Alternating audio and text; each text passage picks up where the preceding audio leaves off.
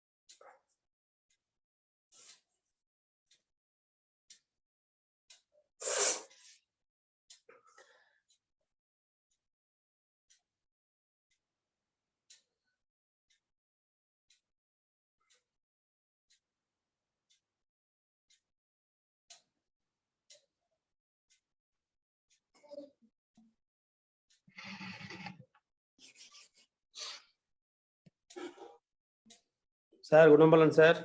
வணக்கம் சார். ரெடியா இருங்க சார். சார். ஓகே.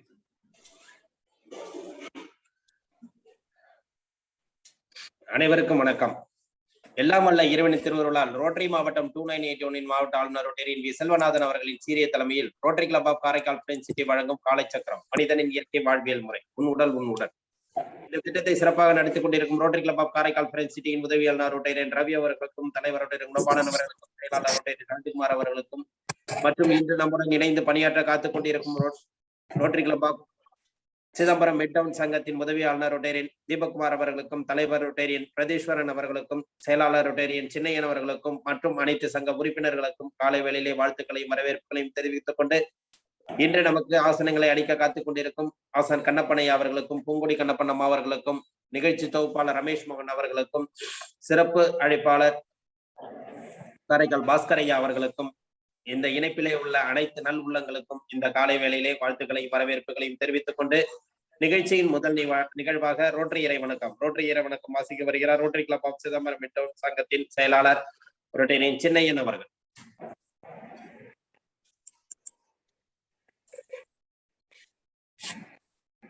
ரோட்டரி இறை வணக்கம்.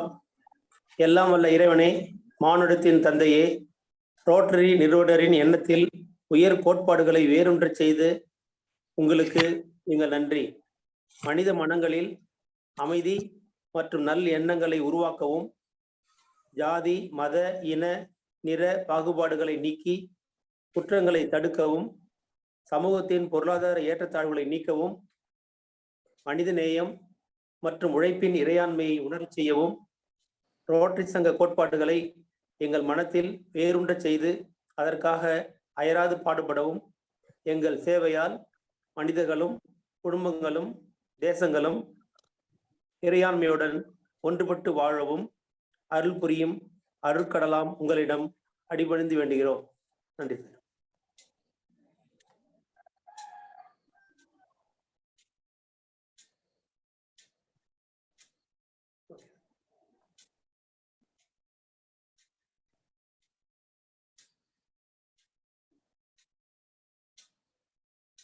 சார் ஆடியோ கிளியரா இருந்ததா சார்? கிளியரா இருந்தது சார். நன்றி நன்றி சார். ரோட்டரி இறைவணக்கம் வாசித்த Rotary club of Chidambaram midtown சங்கத்தின் செயலாளர் சின்னையன் அவர்களுக்கு நன்றி. அடுத்த நிகழ்வாக இறைவேண்டுதல் அளிக்க வருகிறார் பூங்குடி கண்ணப்பண்ணம் அவர். அனைவருக்கும் காலை வணக்கம். எல்லையற்ற பரம்பொருளே, இப்பயிற்சியின் மூலம் உடல் உள்ளம் நலம் பெற அருள் புரிவாயாக. ஒட்டிய வயிறும் உயர்ந்த நெஞ்சமும் திறந்த தோள்களும் திண்ணிய நெஞ்சமும் துள்ளும் கால்களும் துவளா இதயமும் மலர்ந்த முகமும் கனிந்த பார்வையும் யாவும் பெற்று இறையுணர்வோடும் இயற்கையோடும் இணைந்து வாழ்வோம். நம் மனம் சாந்தமானது, இரக்க குணமுடையது, நல்வினையாற்றக்கூடியது. இந்நல்வழியில் தொடர்ந்து நாம் அனைவரும் இறையுணர்வோடும் இயற்கையோடும் தொடர்ந்து பயணிப்போம். நன்றி. வாழ்க வளமுடன். நன்றி நன்றி அம்மா. அடுத்த நிகழ்வாக சூப்பர் பிரெயின் யோகா.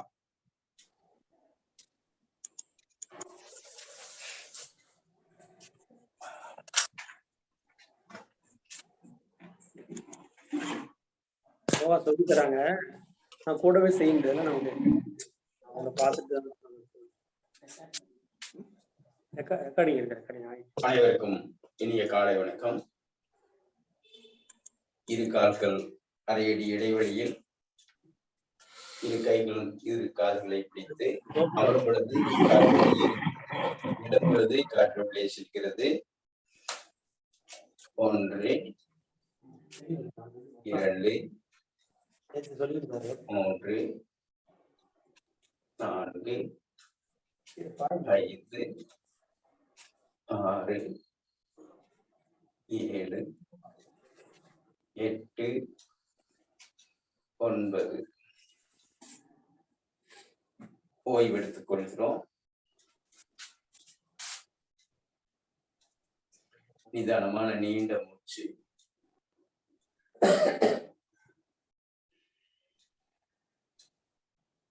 கைகளை மாட்டி பிடித்துக் கொள்கிறோம்.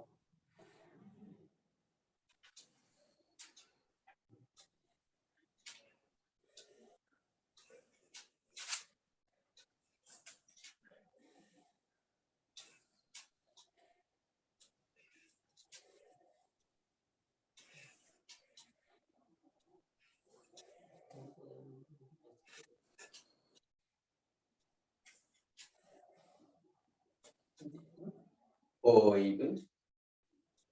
ஆழ்ந்த நிதானமான நீண்ட மூச்சு.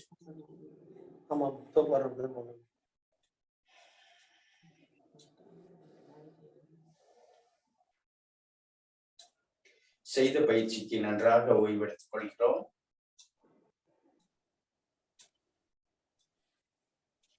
வாழ்க வளமுடன்.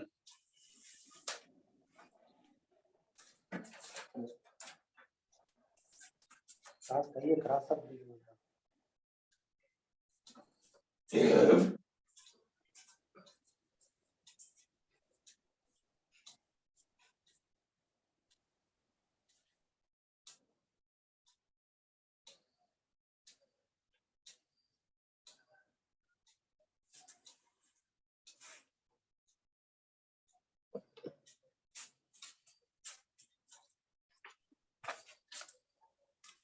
அடுத்த நிகழ்வாக சூப்பர் 8 நடை பயிற்சி.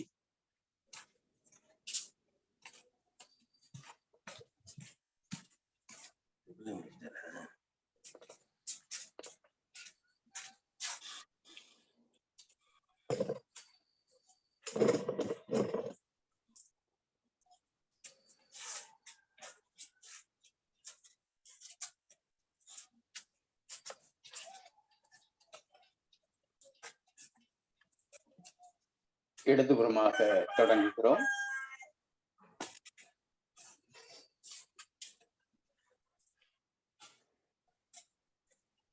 நன்றாக பாதம் குதிகால்கள் முழுக்க தரையில் பதியப்படுமாறு நடைகள் அமைத்துக் கொள்கிறோம்.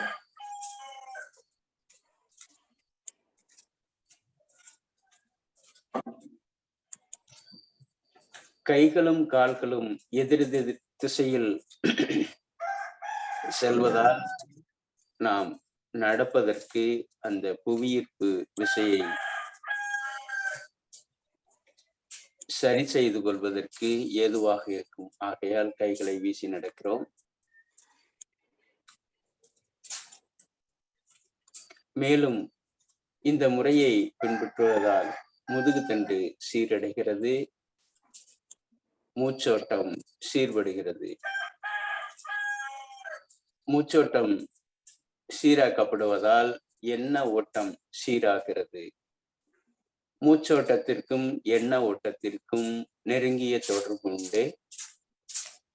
இவை இரண்டும் ஒன்றோடு ஒன்று பின்னி பிணைந்து செயல்படுகிறது.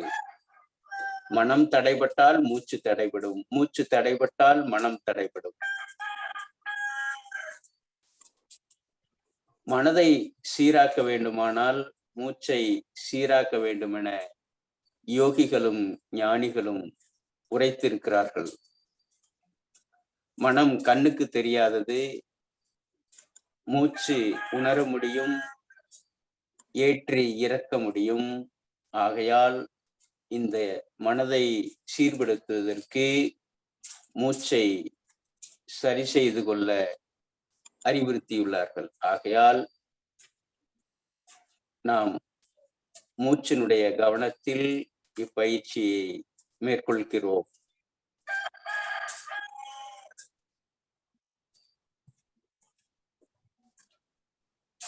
வலது ஆற்றல், இடது அமைதி. இடதுபுறம் ஓடக்கூடியது அமைதிப்படுத்தக்கூடியது, வலதில் ஓடக்கூடிய மூச்சு ஆக்கத்தை உண்டாக்கக்கூடியது. 9 சுற்று முடிந்த பிறகு அமைதியாக நின்று சுவாசத்தை கவனிக்கிறோம்.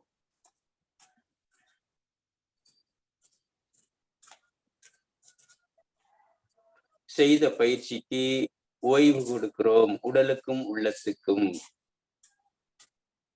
கைகளை தொங்கவிட்டு கண்களை மூடி நிதானமான நீண்ட மூச்சு.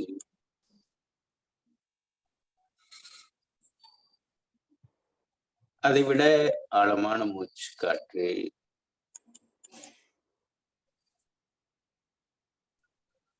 எதிர் திசையில் தொடங்குகிறோம்.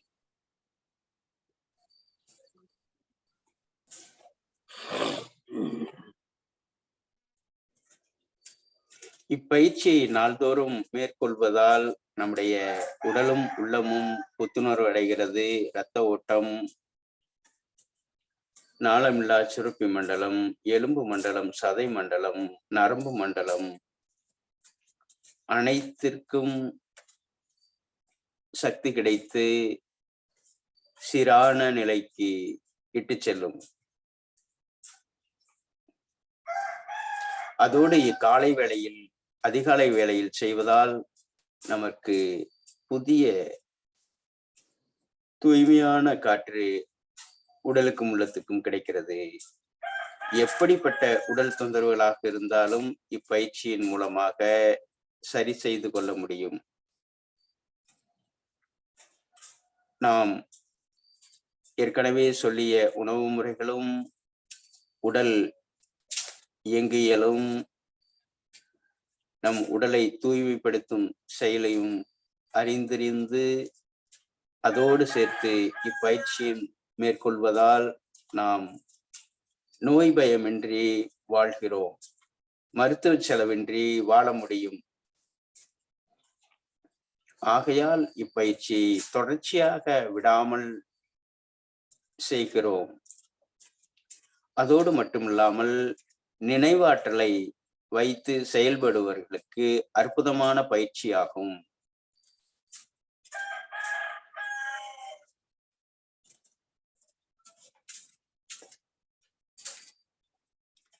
இப்பயிற்சியை மாணவ மாணவிகளுக்கு பயிற்றுவிப்பதால் நினைவாற்றல் திறன், உடல் திறன், உள்ளத்திறன், ஆளுமை திறன், முடிவெடுக்கும் திறன் மேம்படுகிறது.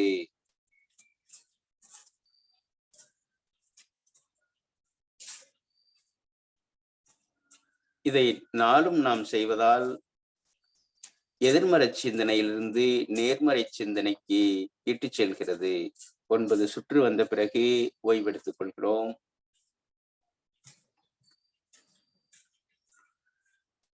ஒவ்வொரு நாளும் செய்வதால் இதயம் பலமடைகிறது, நுரையீரல் பலமடைகிறது, வயிற்றில் உள்ள ராஜ உறுப்புகளான சிறுநீரகம், கல்லீரல், பித்தப்பை,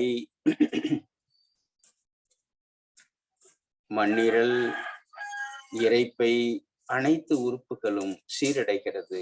ஆகையால் இப்பயிற்சியை நாம் செய்கிறோம். ஓய்வெடுத்துக் கொள்கிறோம்.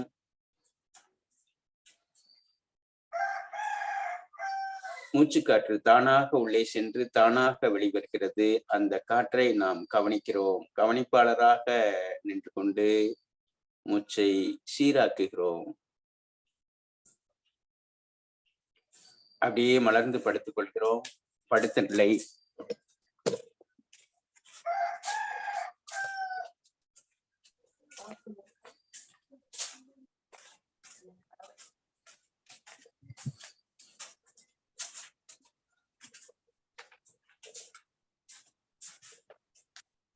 படுத்த நிலையில் இரு கால்களையும் மடித்து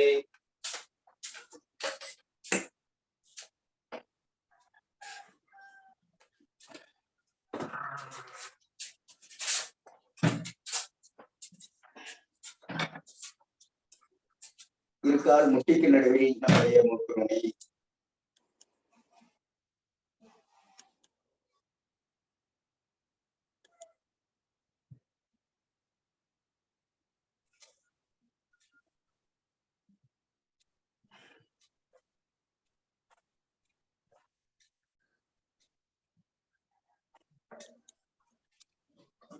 மெல்ல வலது இடதாக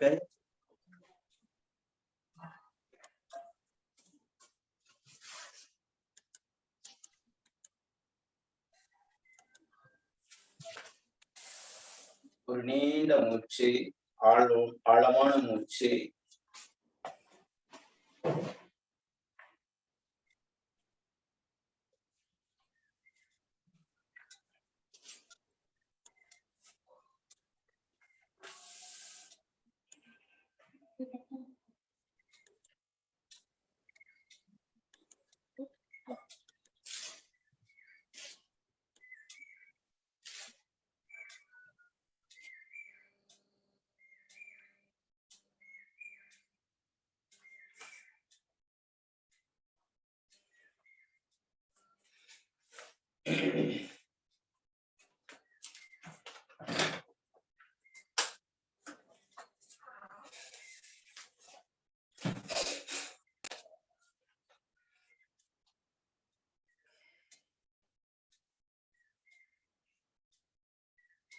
அடுத்ததாக கிரியா பயிற்சி.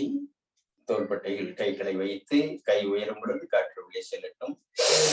1 2 1 2 1 2 1 2 1 2 1 2 1 2 ஓய்வு.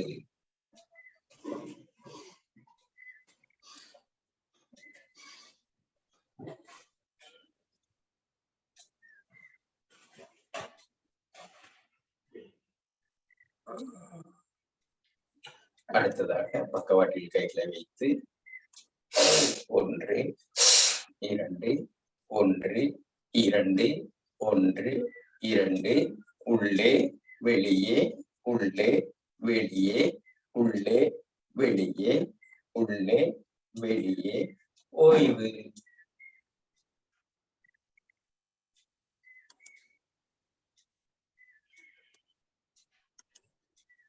தடையில்லாமல் ஆழமான மூச்சு உள்ளே சென்று மெல்ல வெளிவருகிறது.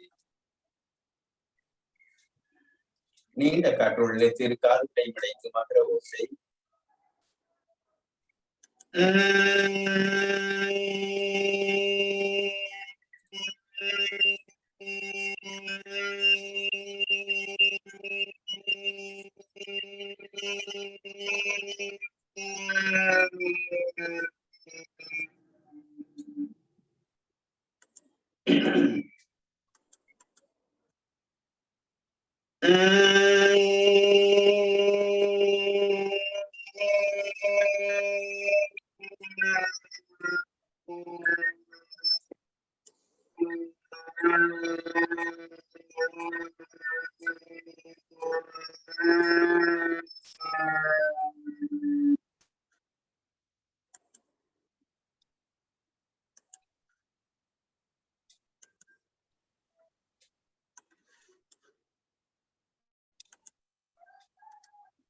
இடதில் சுமுத்திரை வலது முத்திரை வலது நாசி அடைத்து இடதில் வெளியேற்றி உள்ளிழுக்கிறோம். உள்ளிழுத்து மெல்ல மெதுவாக வலதில் வெளியேற்றுகிறோம்.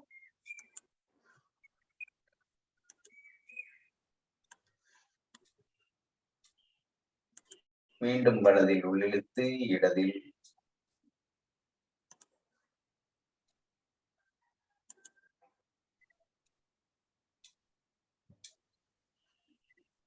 இதுபோல் இன்னும் 6 சுற்று செய்கிறோம்.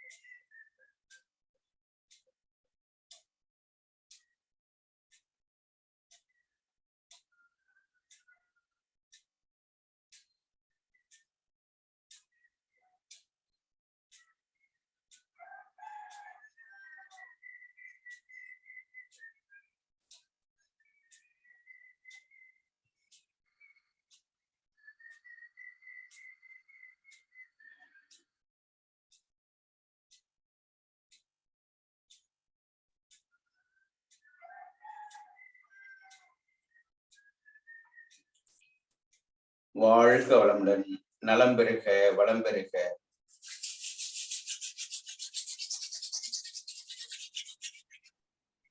நன்றி நன்றி ஐயா. அடுத்த நிகழ்வாக ஹீலர் பாஸ்கர் ஐயாவின் தினம் ஒரு சிந்தனை ஆடியோ மூலம்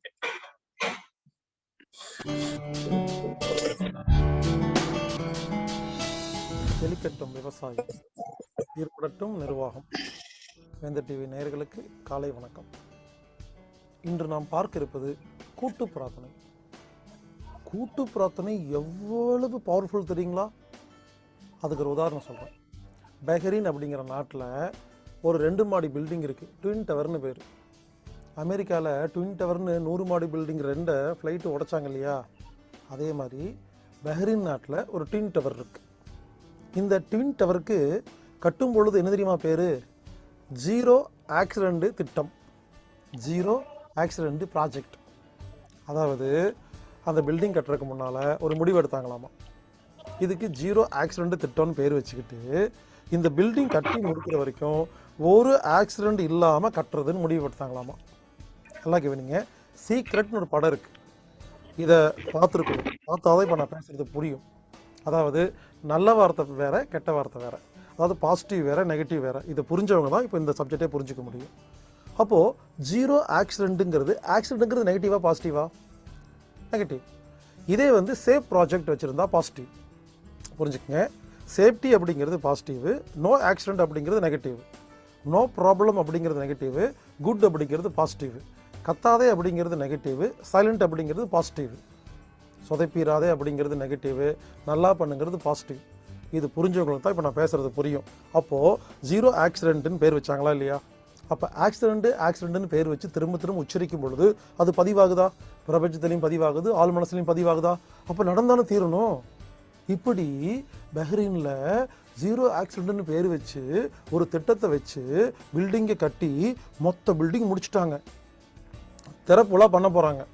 திறப்புலாம் பண்ணுறதுக்கு முன்னால் இந்த பில்டிங் கட்டினவங்க, இன்ஜினியரு, அதுக்கு முதலாளி, இவங்கெல்லாம் என்ன பண்ணாங்க? எல்லாரும் ஒரு கப்பலில் நடுக்கடலில் போய் இந்த ஜீரோ ஆக்சிடென்ட் திட்டத்தை கொண்டாடுறேன்னு சொல்லிட்டு சாப்பாடெல்லாம் வச்சுட்டு சரக்கெல்லாம் வச்சுட்டு என்ன பண்ணாங்களாமா? எல்லாரும் ஒன்று சேர்ந்து நடுக்கடலில் நைட்டு ஜீரோ ஆக்சிடென்ட் திட்டம் அப்படின்னு எல்லாம் ஒன்றா சேர்ந்து கத்துனாங்களாமா. கூட்டு பிரார்த்தனையின் மகிமையை பாருங்க. ஆக்சிடென்ட் அப்படின்னு எல்லாரும் சேர்ந்து மொத்தமாக நினைச்சு கத்தன உடனே கூட்டு பிரார்த்தனையின் மகிமையாக அந்த கப்பல் உடைந்து அந்த இடத்துல எல்லாரும் மூழ்கி 56 பேர் அதே இடத்தில் உயிரிழந்து விட்டார்கள். அதாவது இந்த பிரபஞ்சத்துக்கு நல்லதுக்கும் கெட்டதுக்கும் வித்தியாசமெல்லாம் தெரியாது. எதை சொல்கிறீங்களோ செஞ்சு கொடுக்கும். இதுக்கு இதான் உதாரணம். இப்படித்தான் பல நல்ல காரியங்களும் பல கெட்ட காரியங்களும் இந்த ஊரில் நடந்து கொண்டே இருக்கிறது. பொதுமக்கள் எல்லாரும் சேர்ந்து என்ன நினைக்கிறோமோ அது தாங்க நடக்கும். அதனால் கூட்டு பிரார்த்தனைக்கு ஒரு மகிமை இருக்குங்க. அதனால் உங்கள் வீட்டில் யாருக்காவது உடம்பு சரியில்லைன்னா கூட்டு பிரார்த்தனை பண்ணால் சரியாக போயிருங்க. சொந்தக்காரங்கெல்லாம் ஒன்றா உட்காந்து, தெரிஞ்சவங்கெல்லாம் ஒன்றா உட்காந்து, சரி ஒன்றா உட்கார முடியலையா பரவாயில்ல, எல்லோரும் வாட்ஸ்அப்பில் ஒரு குறிப்பிட்ட டைம் ஒதுக்கி, இங்கே பாருங்கள், வர வெள்ளிக்கிழமை சாயந்தரம் 5 மணிக்கு இவருக்கு இந்த மாதிரி உடம்பு சரியில்லை கூட்டு பிரார்த்தனைன்னு பேர் வச்சு நாமெல்லாம் என்ன பண்ணணும்? எல்லாரும் ஒன்றா உட்காந்து அவர் உடல் ஆரோக்கியமாக இருக்கிறது, இறை சக்தி அவருக்குள்ளே புகுந்து போகிறது, அவர் எந்திரிச்சு நடக்கிறார், அவர் 140 வருடம் நிம்மதியாக வாழ்கிறார்னு நமக்கு எப்படி எப்படிலாம் வேணுமோ எல்லாத்தையும் சேர்ந்து எல்லாரும் சேர்ந்து கூட்டு பிரார்த்தனை பண்ணால் அவருக்கு உசுறு வந்துடும், எல்லாம் குணமாயிருங்க. ஆனால் நம்ம என்ன பண்ணுறோம்? ஒருத்தர் சீரியஸாக இருக்காருன்னு கேள்விப்பட்ட உடனே உயில் எழுதிட்டாரா அப்படின்னு அவ்வளோதான் முடிஞ்சுது. ஆமாம், உங்கள் ஃபோக்கஸ் எல்லாம் உயிலுக்கு போச்சுன்னா அதுக்குள்ளே அப்பா படுத்து கிடப்பாரு, இவங்க 2 பேர் தம்பி அந்த வீடு எனக்கு, இந்த இடம் எனக்கு சண்டை போட்டிருந்தா அப்புறம் என்ன ஆகும்? கூட்டு பிரார்த்தனையில் அவ்வளோதான். கூட்டு பிரார்த்தனையில் அப்பா செத்து போனால் எப்படின்னு யோசிச்சாச்சு, அப்புறம் நடந்தானே தீரும். புரிந்து கொள்ளுங்கள். கூட்டு பிரார்த்தனைக்கு மிகப்பெரிய வலிமை இருக்குங்க. அதனால் யாருக்காவது நோய் வந்தால் கூட்டு பிரார்த்தனை செய்வேங்க. இங்கே பாருங்க, கூட்டு பிரார்த்தனை ரொம்ப கேர்ஃபுல்லாக பண்ணணும். கூட்டு பிரார்த்தனையில் எல்லாரும் உட்காந்துட்டு அவரது உசுருக்கு எந்த ஆபத்தும் வரக்கூடாதுன்னு சொன்னீங்கன்னா ஆபத்து வந்துடும். ஆமாம், ஆபத்துங்கிற வார்த்தை நெகட்டிவ் தானே. அவர் உயிர் பாதுகாப்பாக இருக்கிறது, அவர் பல வருடம் நிம்மதியாக வாழ்கிறார். இங்கே பாருங்க, கூட்டு பிரார்த்தனை முக்கியம் இல்லை. பல நேரத்தில் கூட்டு பிரார்த்தனை பண்ணி நெகட்டிவாக போயிருக்கு. ஏன்னா நம்ம பேசுறது நெகட்டிவ் ஆயிரும். எல்லாரும் ஒன்றா உட்காந்துட்டு சர்க்கரை வியாதி குணமாகும்னு கூட்டு பிரார்த்தனை பண்ணிங்கன்னா சர்க்கரை வியாதி அதிகம்தான் ஆகும். எல்லாரும் ஒன்றா உட்காந்துக்கிட்டு அவர் உசுறு போகவே சக்குன்னு போயிடும். உசுறு போகக்கூடாதுங்கிறது நெகட்டிவ், உசுறு இருக்கணுங்கிறது பாசிட்டிவ். கூட்டு பிரார்த்தனை செய்யும்போது ரொம்ப கேர்ஃபுல்லாக இருக்கணும், நல்ல வார்த்தை மட்டும்தான் பேசணும். நான் சொன்னேன் இல்லையா, 0 ஆக்சிடென்ட் திட்டம்னு சொல்லும் பொழுது அவர் அந்த கப்பலே மூழ்கி போச்சுங்க.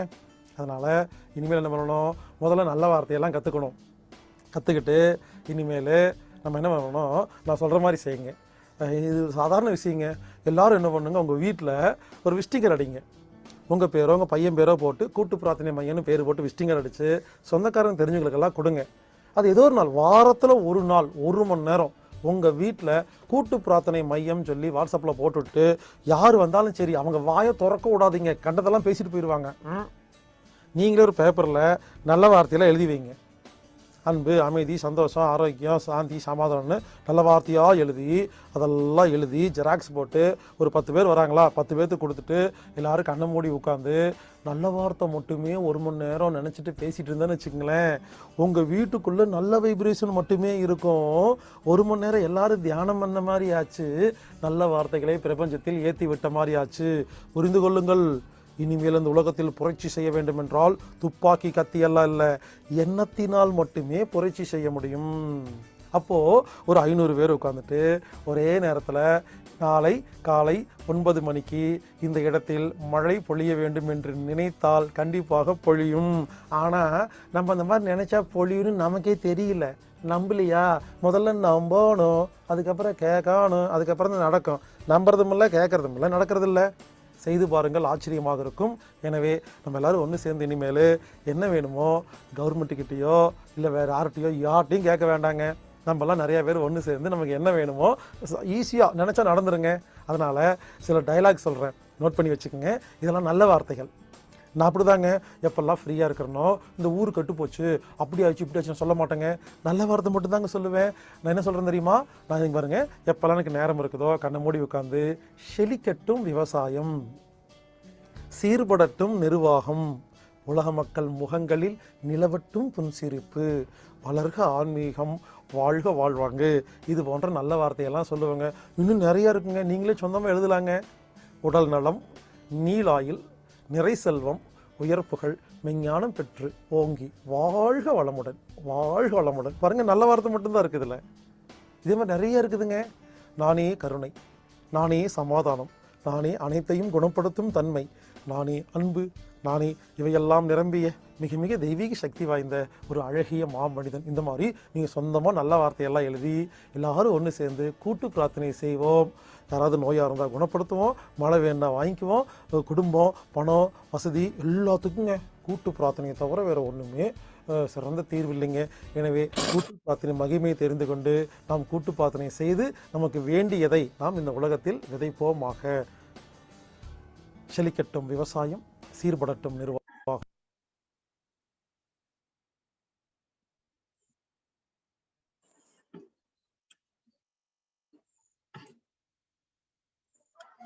நன்றி நன்றி ஐயா.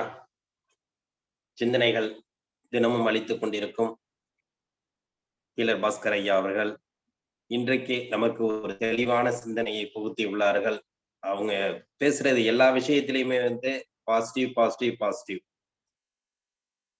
நேர்மறை இல்லாமல் நாம் சிந்தனைகளை பாசிட்டிவாக வச்சிருந்தோம்னா நம்மளோட வாழ்க்கை முறைகளும் மாறுங்கிறது அவங்க தெள்ள தெளிவாக விளக்கிட்டு இருக்கிறாங்க. வாழ்த்துக்கள். அடுத்த நிகழ்வாக ஹீலர் பாஸ்கரை ஐயாவை தொடர்ந்து நமக்கு இயற்கை வழி வேளாண்மை காரைக்கால் பாஸ்கர் ஐயா, காரைக்கால் அதாவது என்னன்னா அவங்க ஒரு சிந்தனையில போயிட்டு இருந்தாங்கன்னா ஐயா ஒரு சிந்தனையில எங்க இருக்கிறாங்க, எப்படி இருக்காங்க, எங்க இருக்கிறாங்கன்னு தெரியாது. போன வாரம் கூட நம்ம கண்ணப்பன் ஐயாவும் பாஸ்கர் ஐயாவும் ஒரு நேரம் சந்திச்சிருக்கிறாங்க. அவ்வளவு ஒரு குறுகிய ஒரு இடத்துல சந்திக்கக்கூடிய சூழ்நிலை அவங்களுக்கு இருந்திருக்கு. அந்த இடத்துல இவங்க வருவாங்களான்னு தெரியல. அது மாதிரி தனது சுற்றுப்பயணத்தையும் தன்னோட வாழ்க்கை முறையும் இன்னைக்கு எந்த இடத்துல இருக்கிறோம், என்ன செஞ்சுட்டு இருக்கிறோம், மக்களுக்கு எப்படி பரப்ப வேண்டும் இந்த நிகழ்வு அப்படின்னு சொல்லிட்டு ஒவ்வொரு நாளும் ஒவ்வொரு இடத்துல இருந்து மக்களுக்காக சேவைகள் செய்து இயற்கை வேளாண்மை விவசாயத்தை இன்று பெரிய அளவில் நமது நம்மாழ்வார் வழியில் புகுத்தி கொண்டிருக்கும் காரைக்கால் பாஸ்கர் ஐயா அவர்கள் நம் முன்னோர்கள் பருவநிலை குறித்து வாழ்ந்த வாழ்வியல் விளக்கம். இன்னைக்கு நம்ம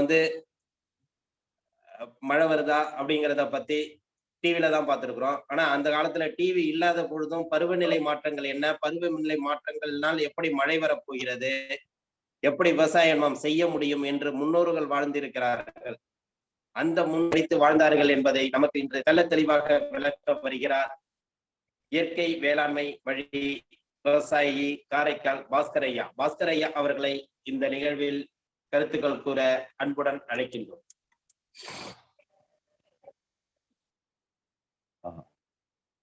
அனைவருக்கும் இனிய காலை வணக்கம்.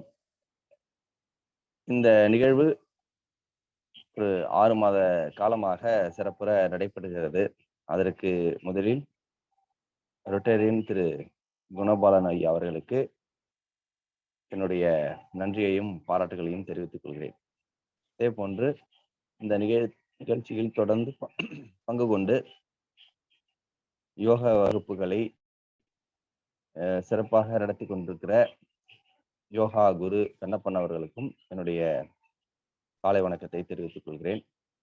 இன்று பார்த்தீங்கன்னா நம்ம இந்த நிகழ்ச்சியை துவங்குற போது நம்ம ஒவ்வொரு வாரமும் பேசணும் அப்படின்னு கேட்டாங்க. நம்ம தொடர்ந்து நம்ம நெல் பற்றியும் அரிசி பற்றியுமே சொல்லிட்டு இருந்தோம்னா மக்களுக்கு கேட்கக்கூடியவர்களுக்கு அதை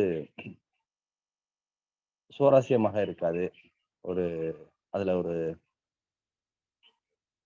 களைப்பு ஏற்படுங்கிறதுனால ஒரு சில அரிய விஷயங்களை நம்ம முன்னோர்களுடைய ஞானம், அதாவது அறிவு, இப்ப நம்ம விஞ்ஞானம் என்று சொல்றோம்.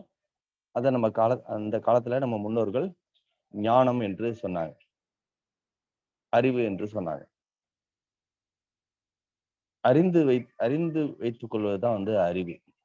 இப்ப நம்ம பருவமழை, பருவ காலம் என்பதை பத்தி இன்னைக்கு கொஞ்சம் பார்ப்போம். இதை பத்தி பேசணும்னா நம்ம ஒரு 10 வாரமாவது பேசுற மாதிரி இருக்கும் ஒவ்வொரு சப்ஜெக்டா. ஆனா நம்ம இன்னைக்கு ஒரு சில விஷயங்களை பார்ப்போம். குறிப்பா இந்த பருவ காலம் அப்படின்னா என்ன அப்படின்னு பாத்தீங்கன்னா, மனிதர்களுக்கு எப்படி பருவ வயது ஏற்படுதோ அதே போன்று அனைத்து உயிர்களுக்கும், அனைத்து சீவராசிகளுக்கும், இந்த பிரபஞ்சம் என்று சொல்வதை விட இந்த பூமியில பருவ காலம் என்பது ஒவ்வொரு பகுதிக்கும் வெவ்வேறு காலங்களில ஏற்படுது. அப்படி பார்த்தோம் அப்படின்னா நம்ம தமிழ்நாடை பொறுத்தளவுல ஆடி மாதம் நமக்கு பருவ காலம் என்பது துவங்குது. அதுதான் பல்வேறு பருவ காலங்கள் இருக்கு. அதுக்குள்ள போனோம்னா நம்ம நிறைய பேச வேண்டியது இருக்கும். பல பருவ காலங்கள் இருக்கு. இருந்தாலும் பெரும்பகுதியான உயிர்கள், அது நெல் பயிராக இருந்தாலும் சரி, காய்கள், பழங்கள், மரங்கள், இது போன்று பல்வேறு விஷயங்கள் இந்த பூமியில அவதரிக்கிறதுக்கு, அது பிறப்பெடுப்பதற்கு ஒரு பருவ காலமாக அமைவது இந்த ஆடி மாதம். அதனாலதான் நம்ம முன்னோர்கள் ஆடி 18 என்று அதை கொண்டாட ஆரம்பிச்சாங்க. இந்த 18 என்பது ரொம்ப ரொம்ப முக்கியமா நம்ம வாழ்க்கையில நம்ம பல இடங்கள்ல நம்ம கொண்டாடுவோம். 18 சித்தர்கள், அதே போல மதுரையில 18ஆம் படியான் என்று இருக்கும். அதே போல ஐயப்பன் கோயில்ல 18 படிகள் இருக்கும். இது போன்று 18 என்பது நம்ம ரொம்ப ரொம்ப நமக்கு நெருங்கிய தொடர்பு உண்டு. இது பருவ காலத்துடைய தொடர்புடையது. இது பற்றி நம்ம இந்த ஆடி மாதம் பற்றி பேசுறதுக்கே நமக்கு ஒரு பதிவு தேவைப்படும். அதை தனியா இன்னொரு நாள் பார்ப்போம். ஆனா இந்த பருவ காலம் துவங்குவது இந்த ஆடி மாதம் தான். இந்த ஆடி மாதம் துவங்கினாலும் இந்த ஆடி மாதம் எப்படி நமக்கு பருவ காலம் துவங்குது அப்படின்னு பாத்தீங்கன்னா, அப்போது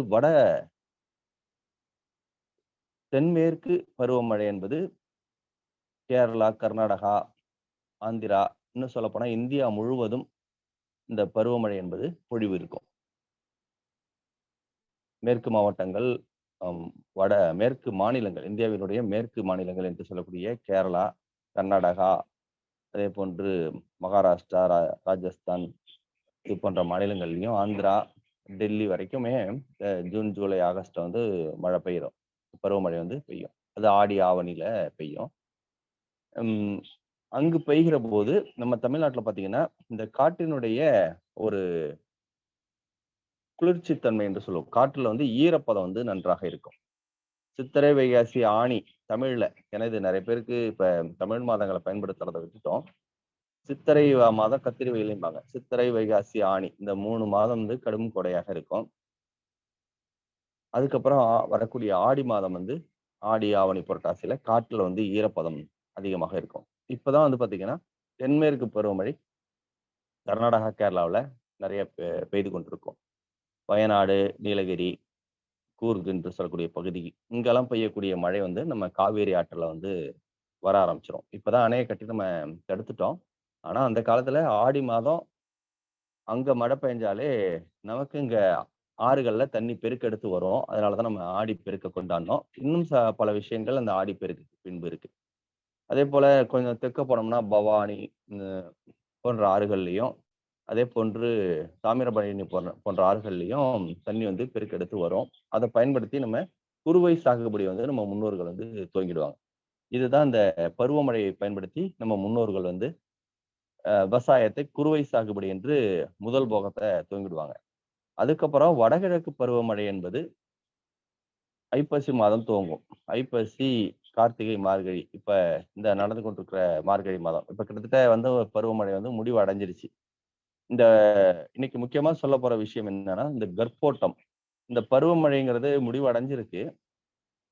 அப்படி முடிவடைந்திருக்கிற தருவாயில இந்த பருவமழை நமக்கு ஒரு தகவலை வந்து சொல்லிட்டு போகும். என்ன அப்படின்னு பாத்தீங்கன்னாக்க, நான் உங்களிடமிருந்து இந்த ஆண்டு வந்து விடைபெறுகிறேன். ஆனா அடுத்த ஆண்டு நான் மழையை எந்த அளவுக்கு மழையாக வருவேன் அல்லது வரமாட்டேன் என்கிற ஒரு தகவலை வந்து பதிவு செய்யும். அதுதான் வந்து நம்ம முன்னோர்கள் வந்து கர்ப்போட்டம் என்று சொன்னார்கள். அதை கார் ஓட்டம் என்றும் சொல்கிறார்கள். ஆனா வந்து கர்ப்போட்டம் என்பதுதான் அது வந்து சரியான ஒரு விஷயம்.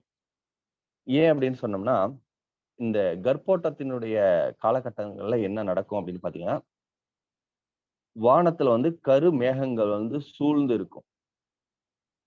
வடகிழக்கு மூலையிலிருந்து தென்மேற்கு திசையில அது அந்த மேகங்கள் வந்து நகர்ந்து செல்வதை வந்து நீங்க தினமும் வானிலை வந்து நீங்க பார்க்கணும். வானிலைன்னா வானத்தை வந்து நீங்க பார்க்கணும். கன்னியாகுமரியிலிருந்து தெற்கு ஆந்திரா பகுதி வரைக்கும், இன்னும் சொல்ல போனா ஒரிசா வரைக்கும் இந்த கரு மேகங்கள் திரண்டு பந்து பந்தாக செல்லும். வானம் இருண்டு இருக்கும். ஆனா பெரிய மழை பொழிவு இருக்காது. ஆனா நமக்கு மழை வருமோ என்கிற ஒரு எதிர்பார்ப்பு இருக்கும். ஆனா வந்து மழை வந்து வராது. இதுதான் வந்து அந்த காலகட்டத்தில் இருக்கக்கூடிய ஒரு சூழல். ஆனா சிறு சிறு தூறல்கள் இருக்கும். இந்த ஆண்டை பொறுத்தளவுல ஆங்கில தேதிப்படி டிசம்பர் மாதம் 29/12/2022 முதல் 10/1/2023 வரைக்கும் இந்த ஒரு 13 நாட்கள் வந்து இந்த கர்ப்போட்டம் என்கிற நிகழ்வு வந்து நடக்கும். இதை நம்ம காலாண்டுல பார்த்தோம்னா, பஞ்சாங்கத்துல பார்த்தோம்னா கர்ப்போட்ட ஆரம்பம், கர்ப்போட்ட நிவர்த்தி என்று சொல்லுவாங்க. அதுதான் வந்து நம்ம காலாண்டுல கிழிக்கிறப்ப நம்ம பார்த்திருப்போம். பல முறை வந்து சிறு வயதிலேருந்தே நம்ம பார்த்திருப்போம். சிறு வயதா இருக்கிறப்ப எங்க அப்பாலாம் சொல்லுவாங்க, இது வந்து கர்ப்போட்டம் நடந்துகிட்டு இருக்கு, அதனால இந்த மேகங்கள் ஓடுது என்று சொல்லிடுவாங்க. சொல்லிட்டு அவங்க பாட்டுல போயிடுவாங்க. அந்த அளவுக்கு தான் நமக்கு தெரியும். ஏன்னா இதை ஒரு தலைமுறை 2 தலைமுறையாக இந்த கர்ப்போட்டம் என்கிற நிகழ்வை நம்ம அறிவியல் ரீதியா, விஞ்ஞான ரீதியா இன்னும் நம்மளுடைய முன்னோர்கள் என்ன சொல்லி வச்சுட்டு போனாங்களோ அந்த ஞானத்தை மறந்துட்டோம். ஆனா மீண்டும் இது பற்றி ஒரு 3 ஆண்டுகளாக தொடர்ந்து பேசிட்டு இருக்கோம்.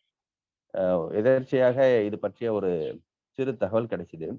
அதை வைத்து ஆய்வு பண்ணி அதுக்கப்புறம் யூடியூப் சேனல்கள்லையும், ஃபேஸ்புக், வாட்ஸ்அப் போன்ற சமூக வலைதளங்கள்ல இதை பரப்புரை பண்ணிட்டு இருந்தோம்.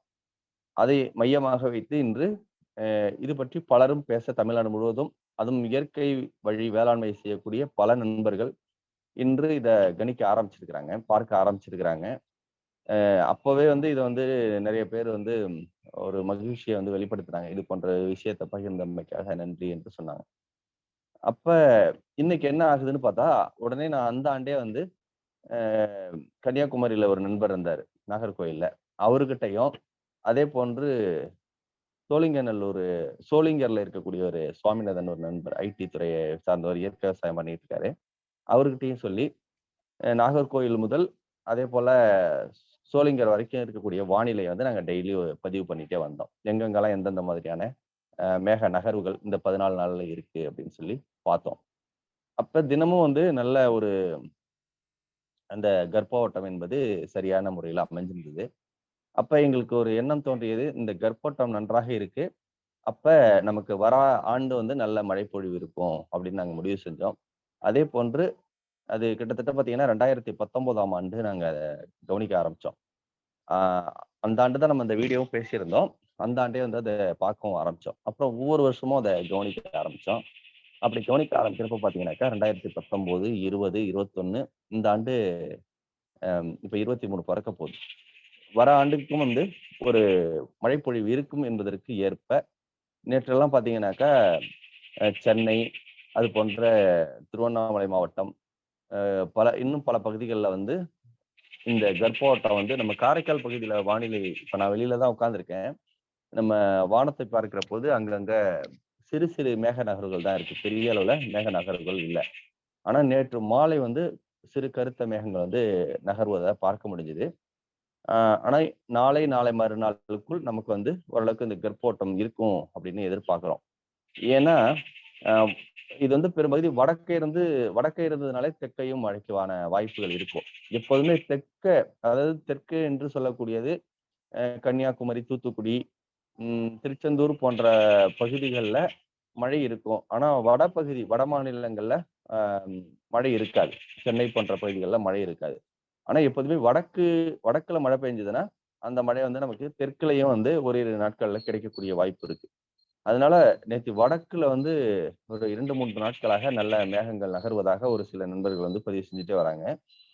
அதன் அடிப்படையில பார்க்க போனோம் அப்படின்னாக்கா வர ஆண்டும் வந்து நமக்கு ஒரு சீரான மழை. ஏன்னா இந்த கருமேகங்கள் ரொம்ப அடர்த்தியா இல்லை, சீராக தான் இருக்கு. அதனால வந்து சீரான மழையை எதிர்பார்க்கலாம். இதையே வந்து கர்ப்போட்டம் அப்படின்னு சொல்றாங்கன்னா இப்ப வந்து மார்கழி மாசம். இந்த மார்கழியிலேருந்து மார்கழி, தை, மாசி, பங்குனி, சித்திரை, வைகாசி, ஆடி, ஆவணி, புரட்டாசி 10 மாசம். கரெக்டா 10 மாசம். எப்படி வந்து ஒரு தாய் வந்து கர்ப்பம் அடைந்து 10வது மாதத்துல குழந்தையை பெற்றெடுக்கிறாங்களோ அதே போன்று மார்கழி மாதம் இந்த வானம் வந்து தான் கர்ப்பம் அடைந்து விட்டதை வந்து அறிவிக்கிறது. இந்த மழையை வந்து நம்ம ஐப்பசியில நம்ம அறுவடை செய்து கொள்ளலாம். நம்ம இல்ல அதுவே நமக்கு மழையை கொடுக்கும்.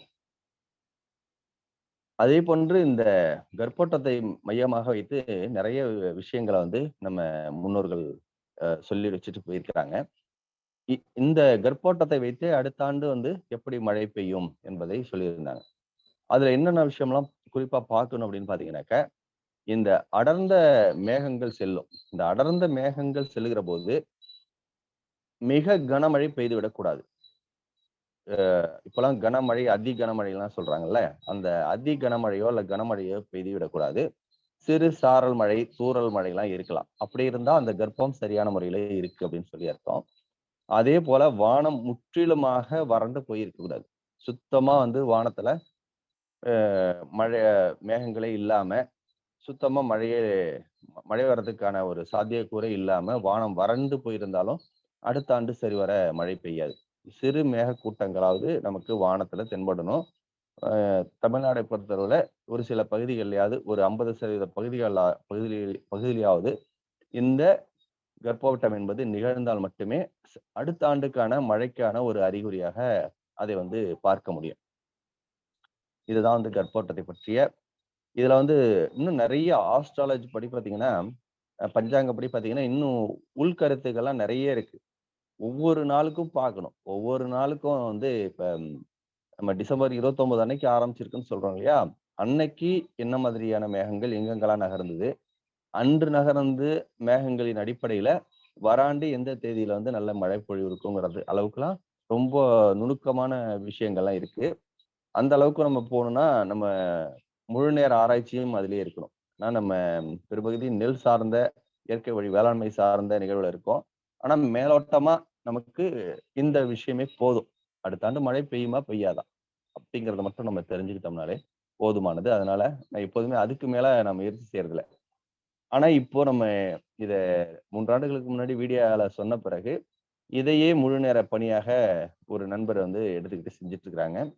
அவர் வந்து தமிழ் நாட்காட்டி பிரபாகரன் என்று சொல்லுவார், அவர் பெயர். அவர் முழுக்க முழுக்க இந்த தமிழர் வேளாண் நாட்காட்டி என்று ஒரு காலண்டரே வருஷம் வருஷம் வெளியிடுறாரு. அந்த காலண்டர் முழுவதுமே தமிழ், நம்ம தமிழ் முன்னோர்கள் வந்து எப்படி வந்து தமிழ்ல வந்து நாட்களை வந்து குறித்து பார்த்து கொண்டு வந்தாங்க அப்படிங்கிறத முழுமையான ஒரு நாட்காட்டியை வெளியிட்டு இருக்கிறாரு. அவர் வந்து இது பற்றிய வந்து சில நிபுணர்களையும் வைத்துக்கொண்டு ஆராய்ச்சி பண்ணி தொடர்ந்து அந்த வேலையை செஞ்சுட்டு இருக்காங்க. இதை நம்ம மேலோட்டமா நம்ம வானம் பார்த்து தெரிஞ்சுக்கிற அளவுக்கு விவசாயிகளுக்கு அறிவு இருந்தாலே, ஞானம் இருந்தாலே போதும். அப்படி பார்த்துக்கிட்டே வரப்ப நிறைய விஷயங்கள் வந்துடும். இப்படி பார்க்க கேட்க கேட்கதான் இந்த விஷயங்களை நம்ம முன்னோர்கள் வந்து கண்டுபிடிச்சு வச்சிருக்கிறாங்க. நம்ம இதை இன்னும் கொஞ்சம் ஆழமா பார்த்து சிந்திச்சாலே அடுத்த ஆண்டு என்ன நடக்கும் அப்படிங்கிறத நம்ம அனுபவ அடிப்படையிலேயே முடிவுக்கு வந்துடலாம். இன்னும் 1-2 தகவல்களை சொல்லி நான் முடிவு செஞ்சுக்கிறேன். இந்த உரையை முடிச்சுக்கிறேன். அதே போல இந்த பருவமழை இருக்கு பார்த்தீங்களா?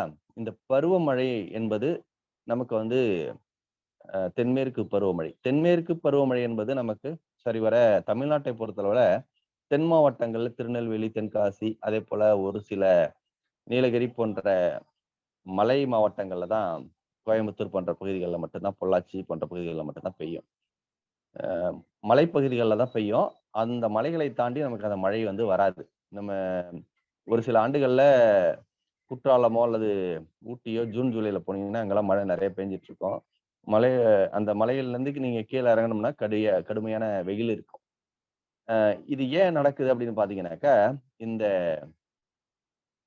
மேற்கு தொடர்ச்சி மலைகள் இருக்கு இல்லையா? அப்ப அந்த மேற்கு தொடர்ச்சி மலைகள் என்ன பண்ணுதுன்னா, இந்த தென்மேற்கு பருவமழைய தமிழ்நாட்டுக்குள்ள வரவிடாம தடுத்துடுது. அந்த மலைகள் தான் அந்த மழை நீரை தேக்கி வச்சுக்குது. தேக்கி வச்சுக்கிட்டு நமக்கு ஆண்டு முழுவதும் காவிரி, அப்புறம் பவானி, தாமிரபரணி ஆறுகள்ல நீரை வந்து வடிகட்டிக்கிட்டே இருக்கு. அதுதான் நமக்கு ஆறாக வருது. இருந்தாலும் நேரடியா அந்த மழை வந்து நமக்கு வராது. நம்ம தமிழ்நாடு மட்டும் இந்தியாவுல தென்மேற்கு பருவமழை காலகட்டத்துல மழை மறைவு மாவட்டம் என்று சொல்லுவாங்க. இந்த அரண் போல இருக்கக்கூடிய இந்த மேற்கு தொடர்ச்சி மலை, இந்த வரக்கூடிய மழை மேகங்களை, அதுல இருக்கக்கூடிய மரங்களும் அந்த மேகக்கூட்டங்களை ஈர்த்து பெரும்பகுதியான மழை அங்கேயே பெய்ஞ்சிரும். ஒரு சில ரொம்ப அதிகப்படியான காற்றினுடைய வேகம், பல்வேறு விஷயங்கள் இருந்தால் மட்டும் அந்த மழையானது நம்ம தமிழ்நாட்டுல ஒரு சில பகுதிகளில் வந்து பெய்யும். அங்க இந்த தென்மேற்கு பருவமழை பெய்து கொண்டிருக்கிற காலகட்டத்துல தமிழ்நாட்டுல கோடை மழை என்பது அங்கங்கே பெய்யும். ஒரு ஊர்ல பெய்யும், ஒரு ஊர்ல பெய்யாது. இந்த கோடை மழை என்பது அதனுடைய மேகங்கள் எந்த திசையில இருந்து வரும்னு பாத்தீங்கன்னா, வட மேற்கு திசையில இருந்து தான் அந்த மேகங்கள் வரும். இப்ப நம்ம காரைக்கால் நாங்க இருக்கோம்னா, எங்களுக்கு மயிலாடுதுறை மூலையில இருந்து, எங்க காரைக்காலை பொறுத்தளவுல மயிலாடுதுறை பகுதியிலிருந்து மேக கூட்டங்கள் பெரிய அளவுல ஒரு படையெடுத்து வருவது போல அந்த மழை சூழ்ந்து அப்படியே வரும்.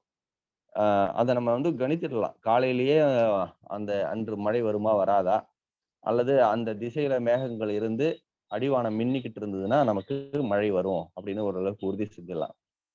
ஏன்னா நான் கிட்டத்தட்ட 25 ஆண்டுகளா இந்த விவசாயத்தை நம்பி இருக்கிறதுனாலையும், பருவமழைகளை நம்பி இருக்கிறதுனாலையும், ஒவ்வொரு நாளும் நான் வானத்தை பார்க்கறதுனால இந்த மேக நகர்வுகள்லாம் எப்படி இருக்கு என்று பார்த்துக்கிட்டே வருவேன்.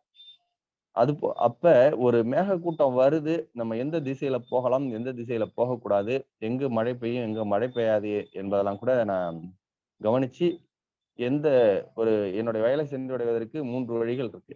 அந்த 3 வழியில கிழக்கு திசையாக சென்று போகக்கூடிய ஒரு பாதை இருக்கு. அந்த வழியா போனா நம்ம மழையில நனைஞ்சிருவோம். நான் கொடையும் வச்சுக்க மாட்டேன், கோட்டும் வச்சுக்க மாட்டேன். கிழக்கு திசையாக சென்று போகக்கூடிய சாலையில வந்து போனா நனைவோம் அப்படின்னு சொல்லிட்டு, மேற்கு திசையாக சென்று வடக்கு பக்கமாக போகக்கூடிய சாலையில போவேன். அதே போல இன்னொரு கிராமத்து ரோடு நடு வழி இருக்கும். அது வழியாவும் சமயத்துல அந்த மேக நகர்வு மழை பெய்யக்கூடிய இடத்த வச்சு நான் என்னுடைய இடத்துக்கு போற அந்த விஷயங்களை செய்வேன். அதுலயும் நம்ம ஒரு 10 தடவை வந்து ஏமாந்துறோம்னாக்கா நினையக்கூடிய சூழல்கள் வந்து இருக்கும். அதையும் நம்ம பொருட்படுத்திக் கொண்டதா இருந்தாலும் பெரும்பகுதி அந்த மேக நகர்வை வைத்து அந்த இடத்துல இருந்து நம்ம எப்படி நகர்ந்து கொள்வது என்பதை வந்து நான் முடிவு பண்ணிப்பேன். அதே போல இந்த மழையை கணிப்பதற்கு பல்வேறு நுணுக்கங்களை நம்ம முன்னோர்கள் வகுத்து வச்சிருந்தாங்க. அதுல ஒன்றுதான் வந்து பாத்தீங்கன்னாக்கா, தட்டான் தாழ பறக்கும் என்று சொல்லுவாங்க. தட்டம் வந்து தாழ பறந்ததுன்னா மழை வரும் அப்படின்னு சொல்லுவாங்க. இந்த தட்டம் ஏன் தாழ பறக்குது அப்படின்னு சொன்னாக்கா, அந்த ஒரு 5 அடிக்கு கீழே பறக்கும்.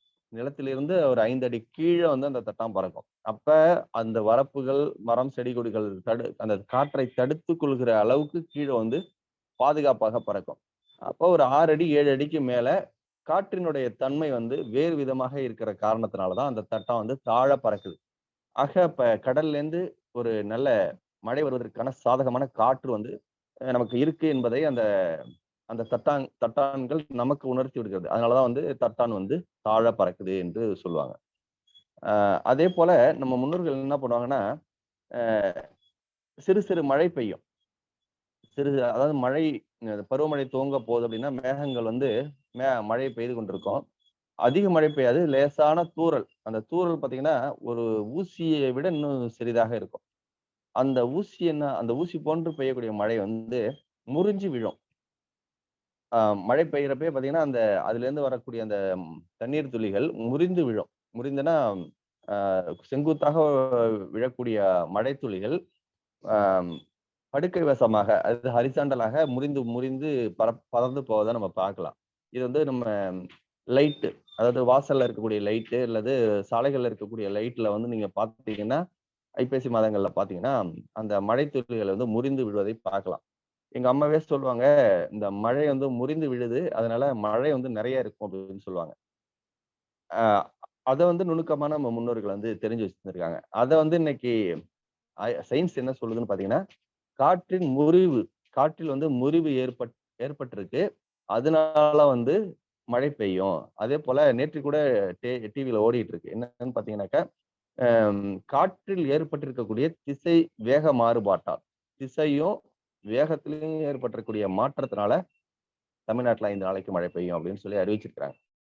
இதெல்லாம் பல ஆண்டுகளாக நம்ம முன்னோர்கள் இந்த இயற்கையோடையே தொடர்ந்து பயணிச்சுட்டு வந்ததுனால அனுபவத்திலேயே இந்த மழை முறிந்து விழும், தட்டான் தாழ பறக்கும். அதே போல காற்று வந்து கொம்பு சுத்தி அடிக்கும் என்று சொல்லுவார்கள். காற்று வந்து கொம்பு சுத்தி அடிக்கிறது. வயலுக்கு போனோம்னாக்கா நம்ம பயிர்களுடைய பயிர் வளர்ந்துருக்கும். அந்த பயிர்கள் வந்து தலையை சுழலும். அப்படியே அங்கங்க பாத்தீங்கன்னா ஒரு ஒரு 100 சதுரடிக்குள்ளேயே பாத்தீங்கன்னா ஒரு 100 சுழற்சி ஏற்பட்டு போகும். ஒவ்வொரு சதுரடிக்கும் ஒரு சுழற்சியை வந்து அந்த காற்று வந்து ஏற்படுத்திட்டு போகும். அங்கங்க அதனுடைய தலைகளை வந்து சுத்தி சுத்தி அடிக்கும். அதுக்குதான் வந்து பேரு காத்து கொம்பு சுத்தி அடிக்குது, மழை வரும்பாங்க. இது வந்து இந்த நிகழ்வு வந்து கிட்டத்தட்ட பாத்தீங்கன்னா 2-3 நாளைக்கு இருக்கும். இந்த மாதிரி காற்று கொம்பு சுத்தி அடித்தாலே கடல்ல வந்து நமக்கு ஒரு காற்றழுத்த தாழ்வு நிலையோ அல்லது காற்றழுத்த தாழ்வு மண்டலமோ அல்லது புயலோ உருவாக போகுது அப்படின்னு சொல்லி கணித்து வைத்திருந்தாங்க.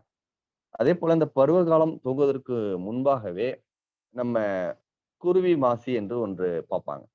இது வந்து புரட்டாசி மாதம் 20 தேதிக்கு மேல நம்ம சூரிய உதயத்தின் போது, சரியாக சூரிய உதயத்தின் போது நம்ம கடற்கரையில இருந்தோம். அப்படி இல்லைன்னா எதுவும் மரமட்டைகள் இல்லாத ஒரு வெட்ட வெளியான இடத்துல நின்று அடி வானத்தை பார்த்தோம்னா, அடி வானத்துல குருவி போன்ற சிறு சிறு மாசிகள் இருக்கும். மாசி என்றால் மேகம். நம்ம மேகங்களையே பல்வேறு விதமாக பிரித்து வைத்திருந்தாங்க. மாசி என்று சொல்லுவாங்க, அதே போல மேகம் என்று சொல்லுவாங்க. இது மாதிரி பல பேரை வந்து அதுக்காக வச்சிருந்தாங்க. அதுல மாசி என்று இதை சொல்லுவாங்க. இந்த மாசி என்பது வந்து மழை பொழிவை வந்து கொடுக்காது. அந்த மாசி சிறு சிறு அளவாக இருக்கும். அது வந்து குருவி மாசி என்று ஒன்று இருக்கும். இது எப்ப இருக்குன்னு பாத்தீங்கன்னா, காலையில சூரியன் 6 மணி 5 நிமிடத்துக்கு உதயம் ஆகுதுன்னா அந்த செவ்வானமா இருக்கும். அடிவானம் செவ்வானமா இருக்கும். சூரியன் எழுவதற்கு முன்பு அந்த குருவி போல அது உட்கார்ந்துருக்கும். லேசா கொஞ்சோண்டு சூரியன் தலையை காட்டினாலும் அந்த மேகங்கள் காணா போயிடும். அதனாலதான் இதுக்கு பேர் குருவி மாசி. அது பறந்துடுச்சு அப்படின்னு சொல்லுவது போல அது பறந்துட்டுன்னு சொல்லுவாங்க. இது ஒரு கணிப்பு. அதே போன்று சரியான நீங்க எந்த ஊர்ல இருந்தாலும் சரி, நீங்க வந்து நாகர்கோயில இருந்தாலும் சரி, சென்னையில இருந்தாலும் சரி, நீங்க நின்னு நேரடியா கிழக்க பாத்தீங்கன்னாக்கா உங்களுடைய ஊரில் இருந்து வடகிழக்கு மூலையாக கோபுர மாசி என்று சொல்லுவாங்க. ஏன்னா அந்த கோபுரம் போன்று காட்சி அளிக்கும். உயரமாக அகலமாக அந்த 100% கோபுரம் போல இல்லைனாலும் அதனுடைய வடிவம் வந்து கோபுரம் போன்று இருக்கும். அதனால அதை கோபுர மாசி என்று சொல்லுவாங்க. இது காலையில ஒரு 7 மணி 8 மணிக்கு சிறிதாக தோன்றும், பிறகு பெரிதாக இருக்கும். அப்புறம் பாத்தீங்கன்னா 10-11 மணிக்கெல்லாம் அந்த மேகம் வலுவாக ஒரு பெரிய மேகமாக படையெடுத்து அப்படியே மழையை வந்து கொடுத்துட்டு போகும். இந்த நிகழ்வுகள் வந்து ஒரு 2-3 நாளைக்கு இருக்கும். அதுக்கப்புறம் ஒரு கனமழை வந்து தொடரும். இதெல்லாம் வந்து நம்ம முன்னோர்கள் வந்து கணித்து வைத்திருந்தாங்க. அதே போல இந்த பருவமழை நமக்கு சரியாக இருக்கும் என்பதற்கு இன்னும் பல விஷயங்களை கோடை நாள்லயே நம்ம முன்னோர்கள் தெரிஞ்சு வச்சிருந்தாங்க. அது தென்மேற்கு பருவமழை அங்க பெய்கிற போது நமக்கு ஆடி மாசத்துல இங்க பெரும் காற்று வீசும். அதுக்கு பேரு நம்ம ஆடி காற்று என்று சொல்லுவோம். இப்பெல்லாம் அந்த ஆடி காற்று வீசுவது என்பது ரொம்ப ரொம்ப குறைஞ்சு போயிருக்கு. ஆனா 2-3 ஆண்டுகளாக இந்த ஆடி காற்று நன்றாக வீசுவதை நான் பார்த்தேன். இடைப்பட்ட காலத்துல இந்த ஆடி காற்று என்பதே ஒன்று இல்லாம ஒரு 5-6 ஆண்டுகள் இருந்தது. ஆனா கடந்த 3-4 ஆண்டுகளாக இந்த ஆடி காற்று நன்றாகவே வீசுவதை நம்மளால பார்க்க முடியுது. இந்த ஆடி காற்று வீசுறப்ப பாத்தீங்கன்னா வாசல்ல தெருவுல இருக்கக்கூடிய மண்ணெல்லாம் வாரி நம்ம மேல கொட்டிட்டு போயிட்டே இருக்கும். அதே போல ஆடி மாதம் அம்மியையே புரட்டும் என்று சொல்லுவாங்க. அம்மி கல்லையே வந்து புரட்டி தள்ளிட்டு போயிடும். அந்த அளவுக்கு வேகமான ஒரு காற்று இருக்கும் அப்படின்னு சொல்லுவாங்க. அதே போல ஆடியில காத்தடிச்சா ஐப்பசியில மழை வரும் என்று சொல்லுவாங்க. ஏன்னா அந்த அளவுக்கு மேற்கு திசையிலிருந்து தென்மேற்கு திசையிலிருந்து வரக்கூடிய காற்று வடகிழக்கு பகுதியில சென்று அந்த கடல்ல அது உள் வாங்கி இருக்கணும். அந்த காற்று அந்த அளவுக்கு போன பிறகு அதே காற்று நமக்கு திருப்பி காற்று மழையுமாக வடகிழக்குல இருந்து வரும். இது போல செவ்வானம் அந்த செவ்வானம் என்பதையும் நம்ம முன்னோர்கள் வந்து சரியான முறையில கவனிப்பாங்க. இந்த செவ்வானம் எப்ப இருக்கணும்னு பாத்தீங்கன்னா புரட்டாசி ஐப்பசி மாதங்கள்ல இருக்கணும். அதே போன்று வானம் அதாவது மேகம் வந்து கால் ஊன்றி இருக்கு அப்படின்னு சொல்லுவாங்க. கால் ஊன்றி மழை பெய்யும். அதாவது தென்மேற்கு திசையிலிருந்து வரக்கூடிய அந்த பருவமழை கோடை மழையானது நம்ம கடல்ல வந்து மழை பெய்யும். அப்படி மழை பெய்யறப்ப அது ஒரு பெரிய ஒரு மரம் எப்படி இருக்கோ அது போன்ற மிகப்பெரிய தோற்றத்தில் அந்த மேகமானது கடல்ல போய் கால் ஊன்றி எப்படி மரம் கால் ஊன்றி இருக்கோ அதே போல தலையை விரித்து பெரிய மேகம் வானத்துல தெரியும். ஆனா அதனுடைய கால் வந்து கடல்ல இருக்கும். இதெல்லாம் நம்ம கவனிக்கணும். இதெல்லாம் நான் பல வீடியோவே யூடியூப்ல எல்லாம் எடுத்து போட்டிருக்கேன். இந்த எப்படி வானம் வந்து கால் ஊன்றி இருக்கு அப்படின்னு சொல்லிட்டு இந்த வருஷம் கூட ஒரு வீடியோ எடுத்தேன். ஆனா நான் பதிவேற்றல. ஆனா இருக்குன்னு நினைக்கிறேன். அது போன்ற கால் ஊன்றி இருந்தா அப்பயும் நமக்கு வெகு சீக்கிரத்துல பருவமழை துவங்கும் என்பதற்கான ஒரு அடையாளம். அதே போல எறும்பினுடைய நகர்வு, கரையான்களுடைய நகர்வு இதெல்லாம் வச்சு கூட நம்ம முன்னோர்கள் மழை வரப்போவதற்கான சில விஷயங்களை வந்து தெரிந்து வச்சிருந்திருக்காங்க. அதே போன்று கடல்ல வந்து நம்ம மழை பொழிவு இருந்துட்டு இருக்கோம். நம்ம கரையில இருப்போம். கடல்ல ஒரு 200 கிலோமீட்டருக்கு அந்தாண்ட மழை பெய்யும். அங்கு மழை பெய்து விட்டு அந்த மேகங்கள் வெற்று மேகங்களாக கரை நோக்கி நகர்ந்து கொண்டிருக்கும். அது பாத்தீங்கன்னா எப்படி இருக்கும்னு பாத்தீங்கன்னாக்கா இந்த ஆற்றுல நீர் ஓடி ஓடி அங்க பாத்தீங்கன்னா அலையா இருக்கும். சிறு சிறு அலைகளாக ஒரு நிறைய பேர் பார்த்திருப்பீங்க. ஆத்துல தண்ணி ஓடின பிறகு அங்கங்க ஒரு தடயம், தண்ணி ஓடினதுக்கான தடயம் அங்கங்க அலையா இருக்கும். அதுக்கு பேர் வந்து வாந்தோடி வாய்க்கால்ல வந்து வாந்தோடி கிடக்கு என்று சொல்லுவாங்க. தண்ணி ஓடி நின்ன பிறகு அது வாந்தோடி கிடக்கு என்று சொல்லுவாங்க. அதே போல வானத்திலையும் வானம் வாந்தோடி கிடக்கு என்று சொல்லுவாங்க. இந்த மேகம் எங்கோ மழையை பெய்து விட்டு வந்து வானத்துல எப்படி ஆத்துல திட்ட அந்த சிறு சிறு ஒரு அலைகள் இருக்கோ அதே மாதிரி வானத்திலையும் இந்த அலைகள் இருக்கும். அது போன்ற அலைகள் இருந்தாலும் ஒரு 2-3 நாட்கள்ல நம்ம கரைக்கும் அந்த மழையை கொண்டு வரும். அப்படியும் வந்து வானம் வாந்தோடி கிடக்கு மழை வரும் என்று நம்ம முன்னோர்கள் வந்து அறிந்து வச்சிருந்தாங்க. இது போல இன்னும் பல விஷயங்கள் இருக்கு. எனக்கு தெரிந்தது இதெல்லாம் நம்ம முன்னோர்கள் சொன்ன விஷயங்கள் தான். இதை வந்து நம்ம அடுத்த தலைமுறையினருக்கும் நம்ம சொல்லிட்டு போகணும். ஏன்னா நான் சில நேரங்கள்ல நான் வயல்ல இருந்தேன்னா ரொம்ப நுணுக்கமாவே மழை வராது வரல அப்படிங்கறதெல்லாம் கவனிச்சுட்டு பெரும்பகுதி நினையாம இருக்கிறது நல்லது. மழை நீர்ல பெரும் மழையில அதே போல பெரும் சாரல் காற்றுல கடுமையான வெயில்ல எல்லாம் நம்ம உடல் வந்து இல்லாம இருக்கிறது நல்லது. ஆனா இது தெரியாம நான் சிறு வயதுல பாத்தீங்கன்னாக்கா ஒரு நாளைக்கு 10 மணி நேரம்லாம் நனைஞ்சிருக்கேன். மழை பெஞ்சிட்டே இருக்கும். நாங்க பாட்டுல வயல்ல சுத்திக்கிட்டே இருப்போம். இது போல நான் பல ஆண்டுகள் இருந்திருக்கேன். ஆனா அதுக்கப்புறம் தான் வள்ளல் பெருமான் என்ன சொல்றாருன்னா பெரும் மழையில நம்ம நினையக்கூடாது. அதே போல பெரும் காற்றுல நம்ம உடல் வந்து படக்கூடாது. அதே போல பெரும் வெயில்லையும் நம்ம வந்து உழவக்கூடாது அப்படின்னு சொல்லுவாரு. அப்ப அதுக்கு தகுந்த மாதிரி அப்படி போனாலும் நம்ம உடலை வந்து பாதுகாத்துக்கணும். வெயில்ல இருந்தும் காற்றுல இருந்தும் மழையில இருந்தும் நம்ம உடலை வந்து பாதுகாத்து வச்சுக்கணும் அப்படின்னு சொல்லுவாரு. அதுக்கப்புறம் தான் இப்ப நான் வந்து பெரும் மழையில நனையறது இல்லை. அதே போல குளிர்ந்த நீர்லயும் நம்ம ரொம்ப நேரம் குளிப்பது வந்து நல்லது இல்லை அப்படின்னு சொல்லியிருப்பாரு. அதே போல குளிர்ந்த உணவுகளை எடுத்துக்கொள்வது நல்லது இல்லை அப்படின்னு சொல்லுவாரு. உணவை வந்து சூடா சாப்பிடணும் அப்படிங்கிறத வலியுறுத்தி சொல்லுவாரு. அதே போல வள்ளல் பெருமான் இந்த மழையை பத்தி நிறைய நேரம் பேசிட்டு நினைக்கிறேன். ஒரு 5 நிமிஷத்துல முடிச்சிடறேன். இந்த ஒரு விஷயம், ஏன்னா நம்ம நிறைய அடுத்தடுத்த இது உங்களுக்கு பிடித்திருந்தால் அடுத்தடுத்த வாரங்கள்லயும் நம்ம ஆடிப்பட்டம்னா என்ன அப்படிங்கிறத பத்திலாம் நம்ம தனியா ஒரு தலைப்பா பார்ப்போம். வள்ளல் பெருமான் இந்த மழையை பத்தி என்ன சொல்லியிருக்காரு அப்படின்னு பாத்தீங்கன்னாக்கா, இந்த மழை எப்படி உருவாகுது என்பது பற்றி எல்லாம் சொல்லியிருக்காரு. அதுல மிக மிக நுட்பமான விஷயம் ஒண்ணு என்ன சொல்லியிருப்பாருன்னா, இடியிடத்து சுக்கிலமும் மின்னலிடத்து சுரோனிதமும் என்று சொல்லியிருப்பார். இடி என்பதை வந்து ஆண் என்றும், மின்னல் என்பதை வந்து பெண் என்றும் அவர் வந்து வகுத்து வச்சிருக்கார். அந்த அளவுக்கு நுட்பமான ஒரு ஞானி அவர். இடி அதாவது இடி இடித்து மின்னல் மின்னலாதான் இந்த பூமியே வந்து பருவமடையுது. இந்த உயிர்கள் வந்து இந்த பூமியில வந்து தோன்ற முடியும் என்பதற்கான ஒரு அச்சாரமா தான் அதை வந்து அவர் சொல்றார். அப்ப நம்ம இடி இடித்து மழை பெய்தால் மட்டுமே இந்த பூமிகள் வந்து பெரிய அளவுல உற்பத்தி ஆகும். நம்ம நம்ம உடல்ல கூட அணுக்கள் வந்து பெருக முடியும். அதே போல பூமியில இருக்கக்கூடிய பல்லாயிரக்கணக்கான கோடி கண்ணுக்கு தெரியாத அனைத்து ஜீவராசிகளும் வந்து பருவம் அடைவதற்கு இந்த இடியும் மின்னலும் ரொம்ப ரொம்ப அவசியம். அதை வந்து அவர் சொல்லியிருப்பாரு. அதை கூட நம்ம ஒரு பதிவா அப்புறமா பார்க்கலாம், விரிவாக கூட பார்க்கலாம். இறுதியாக நம்ம வந்து பாரம்பரிய நெல் ரகங்களை நம்ம வந்து தொடர்ந்து பாதுகாத்து அதை வந்து மக்கள்கிட்ட அரிசியாகவும் அதே போன்ற பல்வேறு உணவுப் பொருளாகவும் கொடுத்துட்டு வரோம். நிறைய நெல் ரகங்களை சேகரித்து அதை அந்த விதைகளை வந்து பெருக்கமடைய செய்து உழவர்களுக்கும் அதை வந்து விதைகளாக கொடுத்துட்டு வரோம். அதுல ஒரு நிகழ்வா நம்ம நம்மாழ்வார் அவர்கள் வந்து அவர்கள் செய்து விட்டு போன பணி என்பது மகத்தானது. அப்படிப்பட்ட நம்மாழ்வார்களுடைய 9வது நினைவேந்தல் என்பது 1ஆம் தேதி அன்றைக்கு கடந்த ஞாயிறன்று வானகத்துல வந்து நடந்தது. வானகம் என்பது மணப்பாறை பகுதியில கரூர் மாவட்டத்துல இருக்கு. கடவுர் என்ற ஊரில் இருக்கு. அங்க ஐயா யோகா குரு அவர்களை வந்து நான் எதர்ச்சியாக சந்திக்க நேர்ந்தது. நீண்ட நேரம் பேச முடியலைன்னாலும் கை குலுக்கி 2 பேரும் அறிமுகம் செய்து கொண்டு வந்தோம். அது வந்து ஒரு முக்கியமான நிகழ்வு. பாத்தீங்கன்னா தமிழ்நாடு முழுவதும் இருந்து தன்னெழுச்சியாக ஆயிரக்கணக்கான ஆர்வலர்கள் வந்து அங்க இயற்கை ஆர்வலர்கள் வந்து வந்தாங்க.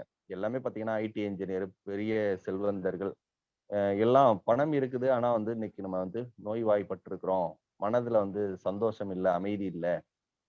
இங்க வந்துட்டு ஒரு நாளே வந்து மிகப்பெரிய ஒரு புத்துணர்ச்சியா இருக்கு என்று பலரும் வந்து பகிர்ந்துக்கிட்டாங்க. அப்படிப்பட்ட ஒரு இடம் தான் அந்த இடம். வானகத்தை பத்தி மட்டும் நான் சொல்லி முடிச்சிடுறேன். அந்த வானகம் எப்படி இருக்கும் அப்படின்னு பாத்தீங்கன்னாக்கா, வானகம் என்றால் அது வந்து காடுகளை குறிக்கும். ஆனா அந்த இடத்த அவர் தேர்ந்தெடுக்கிறப்ப அந்த மணப்பாறை, அதாவது தமிழ்நாட்டிலே இந்த மணப்பாறை எப்படியே ராமநாதபுரம் மாவட்டம்னு நம்ம சொல்றோமோ, ராமநாதபுரம் மாவட்டத்தை விட ஒரு மோசமான பகுதியாக அது தெரியுது. மோசமான பகுதினா வறட்சி, மிகப்பெரிய ஒரு வறட்சி இருக்கு. அங்க வந்து மழை என்பதே அறவே இல்லை. நான் 2019 தான் முதல்ல அங்க போனேன். அப்படி போறப்ப அந்த பூமி மிகப்பெரிய வறட்சியில சிக்கி எங்க பார்த்தாலும் மரம் செடி கொடிகள் எல்லாம் கருகி காய்ந்து போயிருந்தது. அதை பார்க்கறப்பவே கண்ணுல வந்து தண்ணீர் வருகிற அளவுக்கு மனசுக்கு வேதனையாக இருந்தது. ஆனா நம்மாழ்வார் அவர்கள் வந்து அந்த இடத்தை தேர்ந்தெடுத்து அந்த இடத்துல விவசாயம் செய்யறாரு. ஏன் அந்த இடத்துல அவர் தேர்ந்தெடுத்தாரு அப்படின்னு பாத்தீங்கன்னாக்கா, இந்த இடத்துலயே வந்து நம்ம விவசாயம் செஞ்சு காட்டிட்டோம்னா உலகின் எந்த மூலையிலும் மற்றவர்கள் விவசாயம் செய்ய முன் வருவார்கள் என்கிற அடிப்படையில தான் அந்த, அதாவது கல்லுல நார் உரிக்கிறது என்று சொல்லுவாங்க. தேங்காயில நம்ம நாரை உரிக்கலாம். ஆனா வந்து பாறையில இருந்து நார் உரிக்க முடியுமா? அப்படி உரிக்க முடியாது இல்லையா? ஆனா அந்த இடத்துலயே அவர் விவசாயம் செஞ்சு காட்டியிருக்கிற இடம் தான் வந்து பாத்தீங்கன்னாக்கா நம்முடைய மணப்பாறை பகுதியில இருக்கக்கூடிய அந்த வானகம், நம்மாழ்வார் ஏற்படுத்திய வானகம். அப்படிப்பட்ட இடத்துல பல ஆயிரக்கணக்கான பேர்களுக்கு வந்து அவங்க விவசாயம் செய்வதற்கு பயிற்சி கொடுத்துட்டு இருக்காங்க. இன்று அந்த வானகம் பாத்தீங்கன்னா ஓரளவுக்கு நல்ல கடுமையான முயற்சிக்கு பிறகு பெரிய அளவுல அங்கேயே வந்து இன்னைக்கு காடுகளை வந்து உருவாக்கி ஒரு பசுமையான இடமாக மாற்றி இருக்கிறாங்க. நான் ஒரு விஷயம் சொல்லிக்கொள்ள விரும்புறது என்னன்னாக்க, இன்னைக்கு நம்ம பிள்ளைங்களுக்கு நிறைய விஷயங்களை நம்ம அவர்கள் கேட்பதெல்லாம் செஞ்சு கொடுத்துட்டு வரோம். அதே போல நமக்கும் தேவையானத பல விஷயங்களை வந்து பொருளாதார அடிப்படையில நம்ம செஞ்சுக்கிறோம். ஆனா ஒரே ஒரு விஷயத்துல மட்டும் நம்ம உணவு என்கிற விஷயத்துல மட்டும் இப்ப நிறைய பேரு பல்வேறு உணவு முறைகள்ல மாத்தி அமைச்சிருக்கிறாங்க, இல்லைன்னு சொல்ல முடியாது. ஆனா அது எல்லாமே இயற்கை உணவாக, இயற்கையில விளைந்ததாக இருந்தால் மட்டுமே அது முழுமையானதாக இருக்கும். அதுக்கு நம்ம மரபு அரிசிகள் வந்து முக்கிய ஒரு பங்கு வகிக்கும்.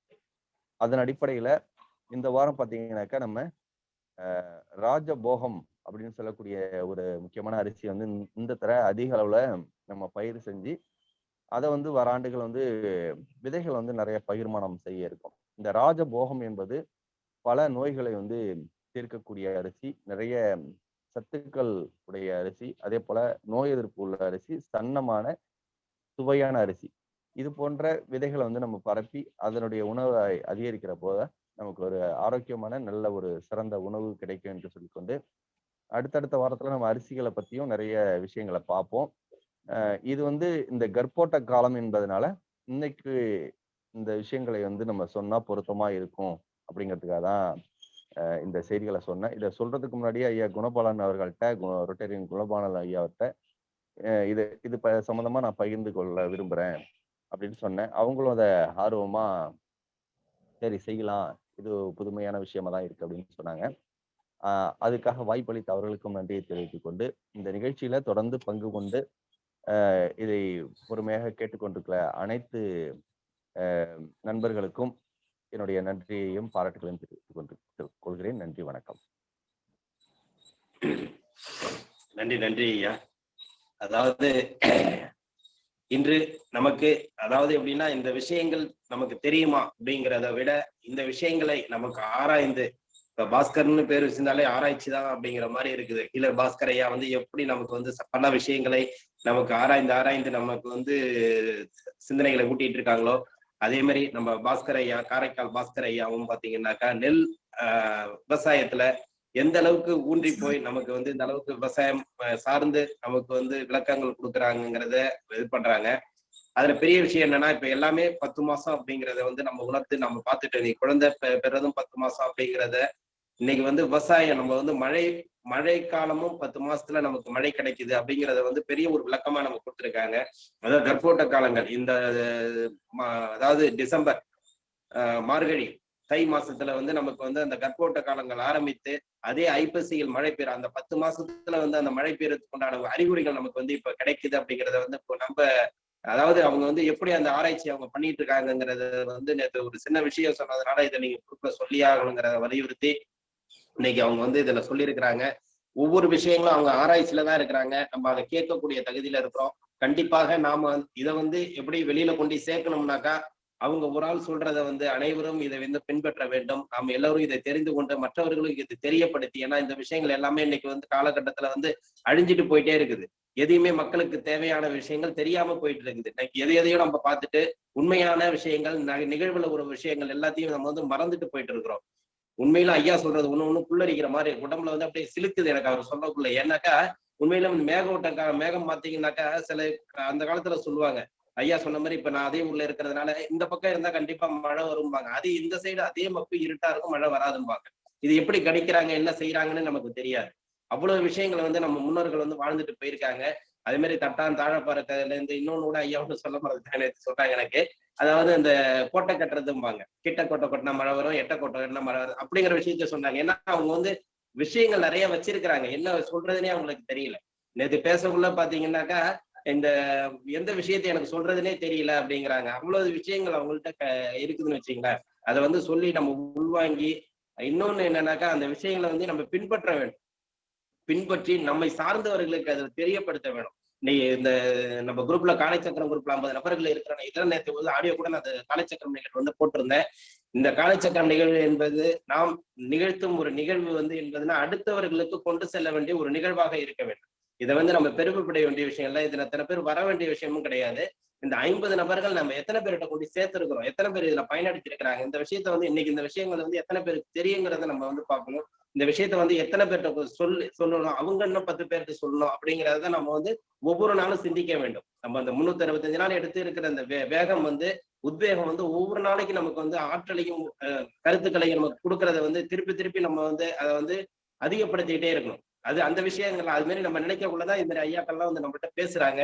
இந்த விஷயங்களை வந்து நம்ம எப்படி மக்கள்கிட்ட கொண்டு சேர்க்க முடியும். நாளைக்கு வந்து நீங்களே போகலாம், ரோட்ல போயிட்டு இருக்கணும் சொல்லுங்க, அந்த மழை வருதுன்னு சொல்லலாம், அதுக்கு ஒரு விளக்கம் கொடுத்தீங்கன்னா உங்களே ஒரு இதாக நினைப்பாங்க. அதே மாதிரி வந்து நம்ம எப்படி கொண்டு போக முடியும் அப்படிங்கிறத வந்து நீங்க உள்ள இருந்து ஒவ்வொரு விஷயங்களும் இதுல நடக்கிற விஷயங்கள் எதுவுமே நமக்கு சொட போகல. எல்லாமே இந்த வாழ்க்கை முறைக்கு, அதாவது எப்படின்னா முன்னோர்கள் வாழ்ந்த வாழ்க்கை முறையில இருந்த விஷயங்களை தான் இன்னைக்கு நம்ம தெளிவுபடுத்தி வெளியில கொண்டு வரோம். ஏன்னா ஐயா கூட வந்து அரிசியை பத்தி பேசுறதை விட இன்னைக்கு அரிசி வந்து கிடைக்கிறது எல்லாமே நமக்கு வந்து எல்லாமே தெரிஞ்சு போச்சு. ஆனா அது எப்படி உற்பத்தி ஆகுது, அது எந்த காலகட்டத்துல இருந்து வருது, அதுக்குண்டான சூழ்நிலைகள் என்ன, அது நம்ம புரிஞ்சுக்கிட்டு அந்த பேஸ்ல இருந்து வந்தோம்னா நல்லா இருக்கணுங்கிறதுக்காக தான் இன்னைக்கு ஐயா அவ்வளவு பெரிய விளக்கத்தை கொடுத்தாங்க. இன்னும் நிறைய விளக்கம் இருக்கு அவங்கள்ட்ட. ஒன்னொன்னையும் நம்ம உள்வாங்கி அதை வந்து கண்டிப்பா வந்து இதுல உள்ள அனைத்து நபர்களும் நீங்களும் நாளை பாஸ்கர் ஐயா போல் அடுத்தவர்களுக்கு விளக்கக்கூடிய ஒரு ஆசானாக விளங்க வேண்டும் என்பது இந்த காலச்சக்கரத்தின் நிகழ்வு மூலமாக உண்மையான வேண்டுகோள். ஈழர் பாஸ்கர் ஐயா கூட வந்திருந்தாங்க. ஒரு நாள் வந்து நாங்க 3 பேருமே சந்திச்சோம். 3 பேருமே சந்திச்சு விவசாயத்துக்கு போகல. ஈழர் பாஸ்கர் ஐயா சொன்னாங்க, உங்களை சந்திக்கிறதுக்கு எனக்கு அற்புதமா இருக்குன்ட்டு காரைக்கால் பாஸ்கர் ஐயா பேசினாங்க. ஆனா அவர் விவசாயத்தை போய் பார்த்துட்டு எல்லாத்தையும் இது பண்ணிட்டு அவரோட விவசாய நிலத்துல இருந்து சொன்னார், ஐயா நான் உங்களை இந்த நேரத்துல பார்த்தது எனக்கு பெரிய புண்ணியன்னு அன்னைக்கே சொன்னாங்க. இது கிட்டத்தட்ட ஒரு 2 வருஷத்துக்கு முன்னாடி நடந்த விஷயங்கள். அவ்வளவு பெரிய விஷயங்களை வந்து இன்னைக்கு வந்து அவங்க நடத்திட்டு இருக்கிறாங்க. டெய்லி வந்து பாக்குறதுக்கு சிம்பிளா தான் இருப்பாங்க. ஒவ்வொரு விஷயங்கள் என்ன நிகழ்த்தலாம், என்ன நடத்தலாம், அடுத்தவங்களுக்கு எப்படி கொண்டு சேர்க்கலாம் அப்படிங்கிறத வந்து இங்க மட்டும் கிடையாது, தமிழ்நாடு ஃபுல்லா அலைஞ்சிட்டு இருக்காங்க. தமிழ்நாடு இல்லாம போன வாரம் பாத்தீங்கன்னா மைசூர் போயும் அங்கேயும் நிறைய ஆராய்ச்சியில இருந்துட்டு தான் வந்துட்டு இருக்காங்க. இவ்வளவு விஷயங்கள் யாருன்னா அவங்களுக்காக கிடையாது, மக்களுக்காக தான். மக்கள் நம்ம வந்து பயன்பெற வேண்டும், பின்பற்ற வேண்டும் என்பதை இத்தருணத்திலே தெரிவித்துக் கொண்டு அற்புதமான விளக்கங்களையும் நாம் அதாவது ஐயாவுக்கு வந்து இது சொல்றதுக்கே எனக்கு இதா இருக்கு. எப்படி அவங்க இது மாதிரி சொல்றதுன்னே எனக்கு கஷ்டமா இருக்கு. அது அந்த அளவுக்கு அவங்க வந்து விஷயங்களை வச்சிருக்கிறாங்க. அதாவது அவ்வளவு விஷயங்களையும் நமக்கு அருமையாக இந்த நேரத்திலே காலை வேளையிலே காலச்சக்கரம் நிகழ்விலே நமக்கு அழைத்த காரைக்கால் விவசாயி பாஸ்கர் ஐயா அவர்களை இந்த காலச்சக்கரம் நிகழ்வு மூலமாக கண்டிப்பாக உங்களை வாழ்த்துகிறோம். உங்களுடைய எண்ணங்கள் எங்கள் காலச்சக்கரம் நிகழ்வுக்கு உங்களுடைய அனைத்து முயற்சிகளும் இந்த காலச்சக்கரம் நிகழ்வுகளை நிகழ்த்துக்கள். உங்களுக்கு நாங்கள் உறுதுணையாக இருந்து இந்த நிகழ்வை அனைவருக்கும் கொண்டு சேர்ப்பதற்கு நாங்களும் ஒரு உற்ற துணையாக இருப்போம் என்பதை இந்த நேரத்தில் உங்களுக்கு தெரியப்படுத்தி மீண்டும் மீண்டும் நீங்கள் இந்த நிகழ்வில் கலந்து கொண்டு எங்களுக்கு சிறப்பான நிகழ்வாக அனைவருக்கும் பயன்படக்கூடிய நிகழ்வாக நிகழ்த்தி காட்ட வேண்டும் என்று இந்த காலச்சக்கரம் நிகழ்வு மூலமாக உங்களுக்கு நன்றிகளையும் வாழ்த்துக்களையும் தெரிவித்துக் கொள்கிறோம். நன்றி ஐயா. நன்றி, வணக்கம். அடுத்து பாஸ்கர் ஐயா பற்றி நம்ம கண்ணப்பன் ஐயா, ஏன்னா போன வாரம் சந்திச்சிருக்கிறாங்க, அவர்களை பற்றி ஒரு சில வார்த்தைகள் கண்ணப்பன் ஐயா அவர்கள் கூறுவார்கள். வாழ்க வளமுடன். நானும் காணொளி மூலமா பார்த்துட்டு ஐயாவை வந்து சரியாக அடையாளம் கண்டுபிடிக்க முடியல. மேடையில அறிவிக்கும் பொழுதுதான் நம்ம கண்டுபிடிச்ச பிறகும் ஐயா கிளம்பிட்டு வெளியில வரும் பொழுதும் முழுமையாக பேச முடியல. அவரும் வெவ்வேறு சிந்தனைகள்ல அப்படிதான் அவங்களுடைய நிலை இருக்கு. நான் பல நபர்களை பார்த்திருக்கேன். மனிதர்களை விட மேன்மையானதாக இந்த இயற்கை இந்த பிரபஞ்சத்தை வந்து கணக்கிட்டு கொள்ளக்கூடிய உள்ளமாக இருக்கு. அதோட பாத்தீங்க அப்படின்னா இந்த இடி மின்னலை வந்து வெளிப்படுத்தினாங்க. இடி வந்து ஆணாகும், வந்து மின்னல் வந்து பெண்ணாகும் அப்படின்ட்டு. இதெல்லாம் வந்து என்ன சொல்றதுன்னே தெரியல. இப்படி ஒரு நிகழ்வு காலச்சக்கரத்துல வந்து நமக்கு எளிமையாக கேட்டலே நன்று அப்படின்னு சொல்லிட்டு இப்படி ஒரு அரிய வாய்ப்பு, எனக்கும் இது ஒரு அரிய வாய்ப்பாக அமைஞ்சிருக்குது அப்படின்னு சொல்லிட்டு காலச்சக்கரத்துக்கு நானும் ஒரு நன்றி தெரிவிச்சுக்கிறேன். உண்மையிலே வந்து என்னை செழுமைப்படுத்தி மேன்மைப்படுத்தக்கூடிய நிகழ்வாதான் நான் கருதுறேன். இது வெறும் உதட்டளவில் இல்லை, உள்ளத்தளவில் தான் நான் சொல்றேன். அதே போல வந்து நேற்று தசரதன் ஐயா மனம் சுமந்து பற்றி பேசியிருந்தாங்க. இப்படி பல்வேறு நிகழ்வுகள் வந்து அருகாமையில், அதோட காலை வேளையில் ஒரு புதிய சிந்தனையோட ஒரு புத்துணர்ச்சியோட கிடைக்கிறதுக்கு வந்து இந்த இரையாற்றலுக்கு வந்து நன்றி தெரிவிச்சுக்கிறேன். இப்படிப்பட்ட ஒரு நிகழ்வை வந்து எனக்குள்ளேயும் வளர்த்தெடுக்கிறதுக்கு காரணமான இந்த உள்ளங்களையும் இந்த நேரத்துல வந்து நான் நினைத்து கொள்கிறேன். எல்லோரும் வளருவோம், வளர்த்தெடுப்போம். வாழ்க வளமுடன், நலம் பெருக, வளம் பெருக. நன்றி நன்றி ஐயா. ஐயா சிறப்பானது ஒரு காரைக்கால் ஐயா நிகழ்வை உரையாற்றி. பாஸ்கர் ஐயாவோட யூடியூப் சேனல் சொல்லுங்கம்மா. காரைக்கால் ஐயா பாஸ்கர் ஐயாவோட யூடியூப் இது மட்டும் போட சொல்லிடுறீங்க. அது கொஞ்சம் பாத்துக்கலாங்க எல்லாரும். ஆமா ரிலீவ் ஆயிட்டாங்கன்னு நினைக்கிறேன். சரிம்மா, நான் குரூப்ல போட்டுறேம்மா. அவங்க இல்ல குரூப்ல இல்ல, இப்ப ரிலீவ் ஆயிட்டாங்க. அம்மா நான் காலை சக்கர நிகழ்வுல வந்து போட்டுறேம்மா, குரூப்ல போட்டுறேம்மா. Okay sir. நன்றி நன்றி அம்மா. அனைவருக்கும் நன்றி சார். இன்று சிறப்பான நிகழ்வை அளித்த கண்ணப்பன் ஐயா அவர்களுக்கும், சிறப்பு அழைப்பாளராக வந்து இன்று சிறப்பான ஒரு கருத்துக்களை கூறிய காரைக்கால் விவசாயி பாஸ்கர் ஐயா அவர்களுக்கும், சிறப்பாக நடத்தி கொண்டிருக்கும் திட்ட தலைவர் அவர்களுக்கும், இந்த நிகழ்ச்சியை தொடர்ந்து நடத்தி கொண்டிருக்கும் rotary club of Karaikal friends city சங்கத்திற்கும், இன்று நம்முடன் இணைந்து பணியாற்றிய rotary club of Chidambaram midtown சங்கத்திற்கும், மற்றும் இந்த நிகழ்விலே உள்ள நாளைய தூண்கள் நீங்க தான்.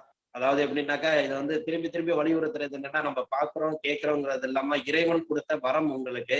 இந்த நிகழ்வுல கலந்து கொண்டு எல்லாருக்கும் எங்களையும் சேர்த்துதான் இந்த நிகழ்வுல கலந்து கொண்டு நம்ம சிறப்பித்திட்டு இருக்கிற ஒவ்வொருவர்களுக்கும் நாளை நாம இன்னைக்கு எல்லாருமே நாம போற விதைகளா தான் இருக்கிறோம். நாளைக்கு வந்து இதை வந்து வெளியில எப்படி கொண்டு போய் எல்லாமே வந்து செழிப்பா ஆகணுங்கிறத வந்து ஒவ்வொரு மனத்திலையும் உள்ளத்திலையும் ஊன்றி கொண்டு நிகழ்ச்சியில தினமும் கலந்து கொண்டு சிறப்பித்துக் கொண்டிருக்கும் அனைத்து நல் உள்ளங்களுக்கும் இந்த காலை வேளையிலே நன்றிகளையும் வாழ்த்துக்களையும் தெரிவித்துக் கொண்டு இன்றைய நிகழ்வை இத்துடன் நிறைவு செய்து மீண்டும் நாளை காலை சந்திப்போம் என்று நன்றி கூறி விடைபெறுகிறோம். நன்றி, வணக்கம்.